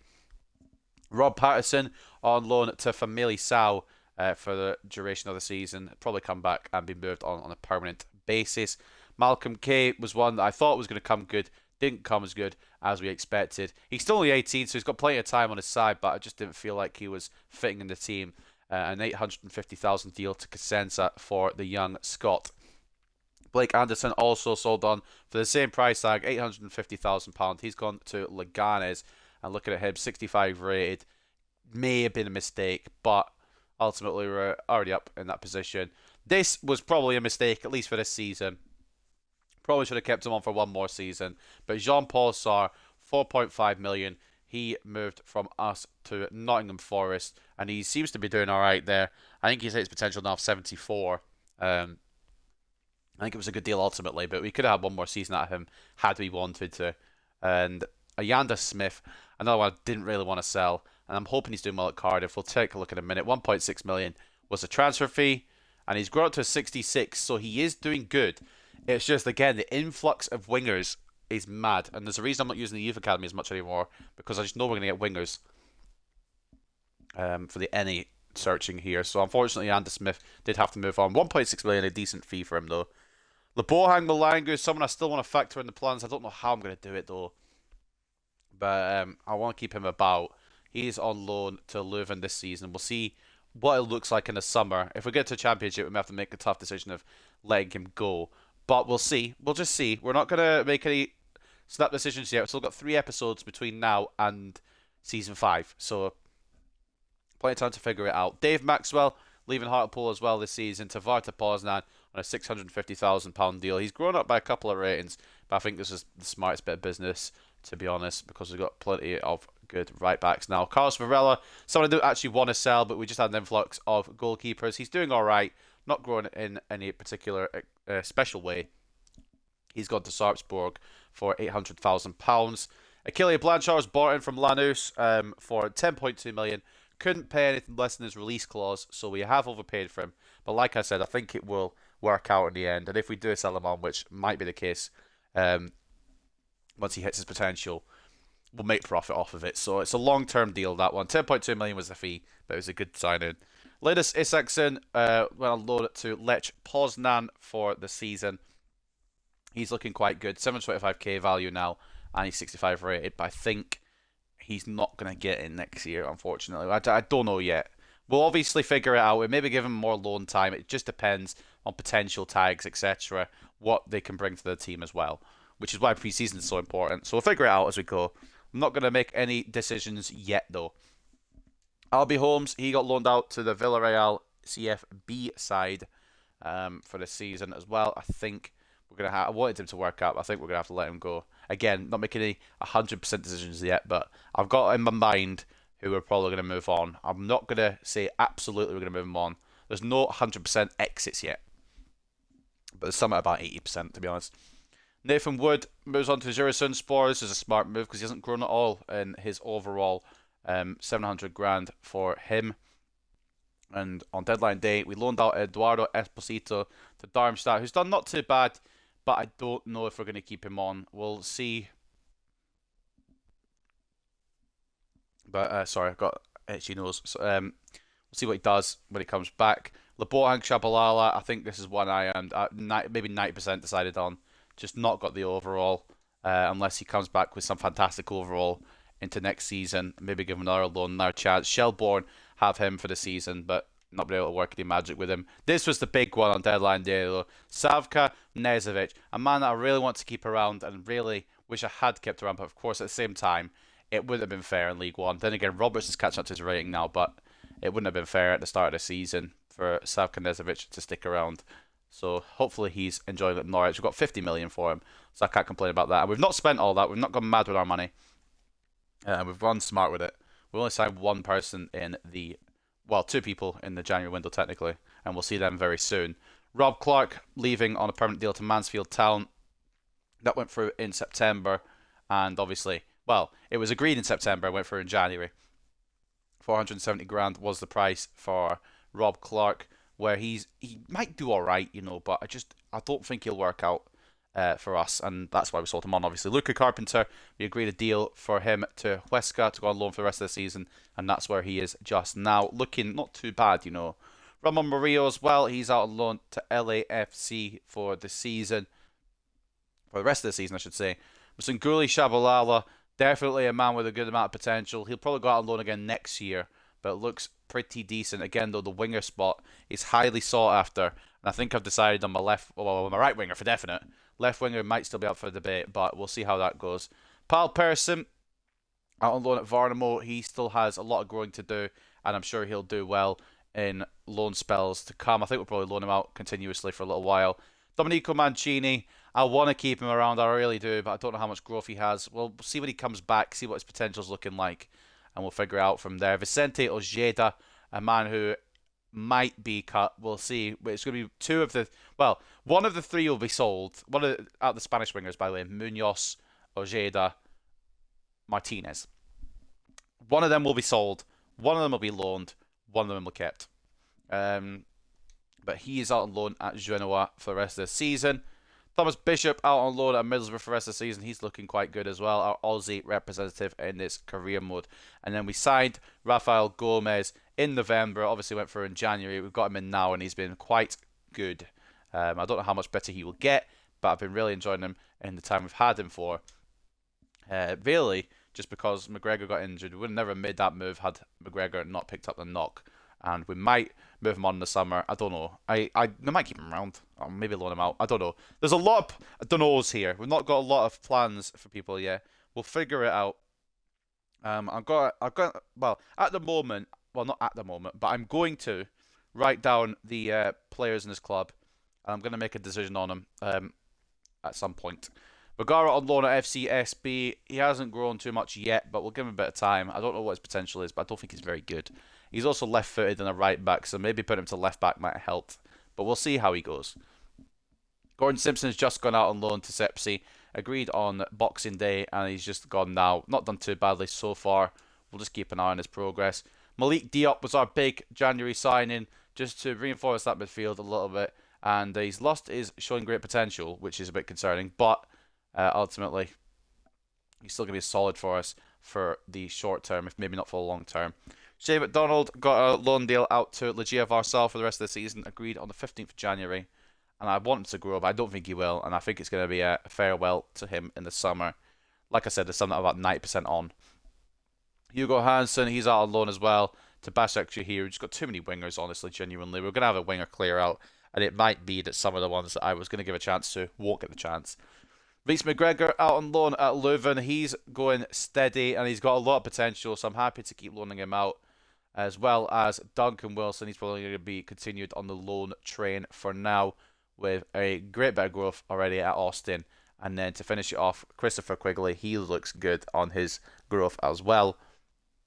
And if we were to move on Harry Howell, which unfortunately might be the case, Christopher Quigley would be coming in as a very good backup striker. So take a look. I want to take one quick look. I know we just finished there, the business, and we'll end the episode momentarily. I just want to take a look at the valuations for these players in the squad. Now, I know Rodriguez is going to be top. Oh, Roberts, sorry, is going to be top. 36.5. Fucking hell. Rodriguez, 17.5. Ochoa, 13.5 as well. 7 for Blanchard. 6.5 for Cochrane. 4.8 for Diop. I mean, we've got some very good players in here that we're really working on. And I don't know how we're going to end up keeping them all on. I'm not going to keep them all on, obviously, but I don't know how to part ways with some because I do like a lot of them. Contreras as well. We're going to have to make a decision on him because he's not got any more potential. He'll probably steadily grow for one more season, perhaps. As well as Ewan Galloway. That's a big one. I don't know where he is on this value list. Maybe I've scrolled past him. No, he's there. 2 million.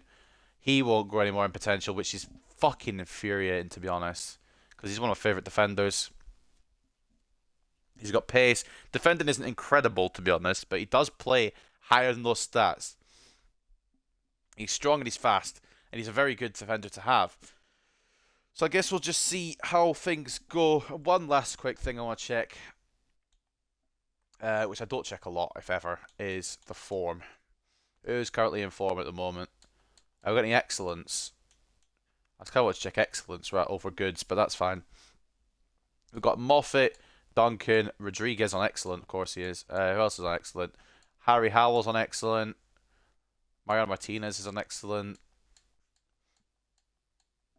And I've got some okays. Have we got any outright bads? I don't think there's been anyone shit, is there? No, just okays. We've got 3 excellents, so Rodriguez, Howell, and Martinez. Bear that in mind when I pick the teams to come. But anyway, ladies and gentlemen, I'm going to wrap that up for today because it's been a long-ass episode, and I've had enough FIFA for today, especially after that penalty shootout against Fleetwood. So we're going to leave it for now, and going to be 100% honest with you, don't know when the next episode is going to be, because tomorrow is Friday, of course, for anyone who doesn't know the days of the week. Probably going to do the NXT Great American Bash predictions.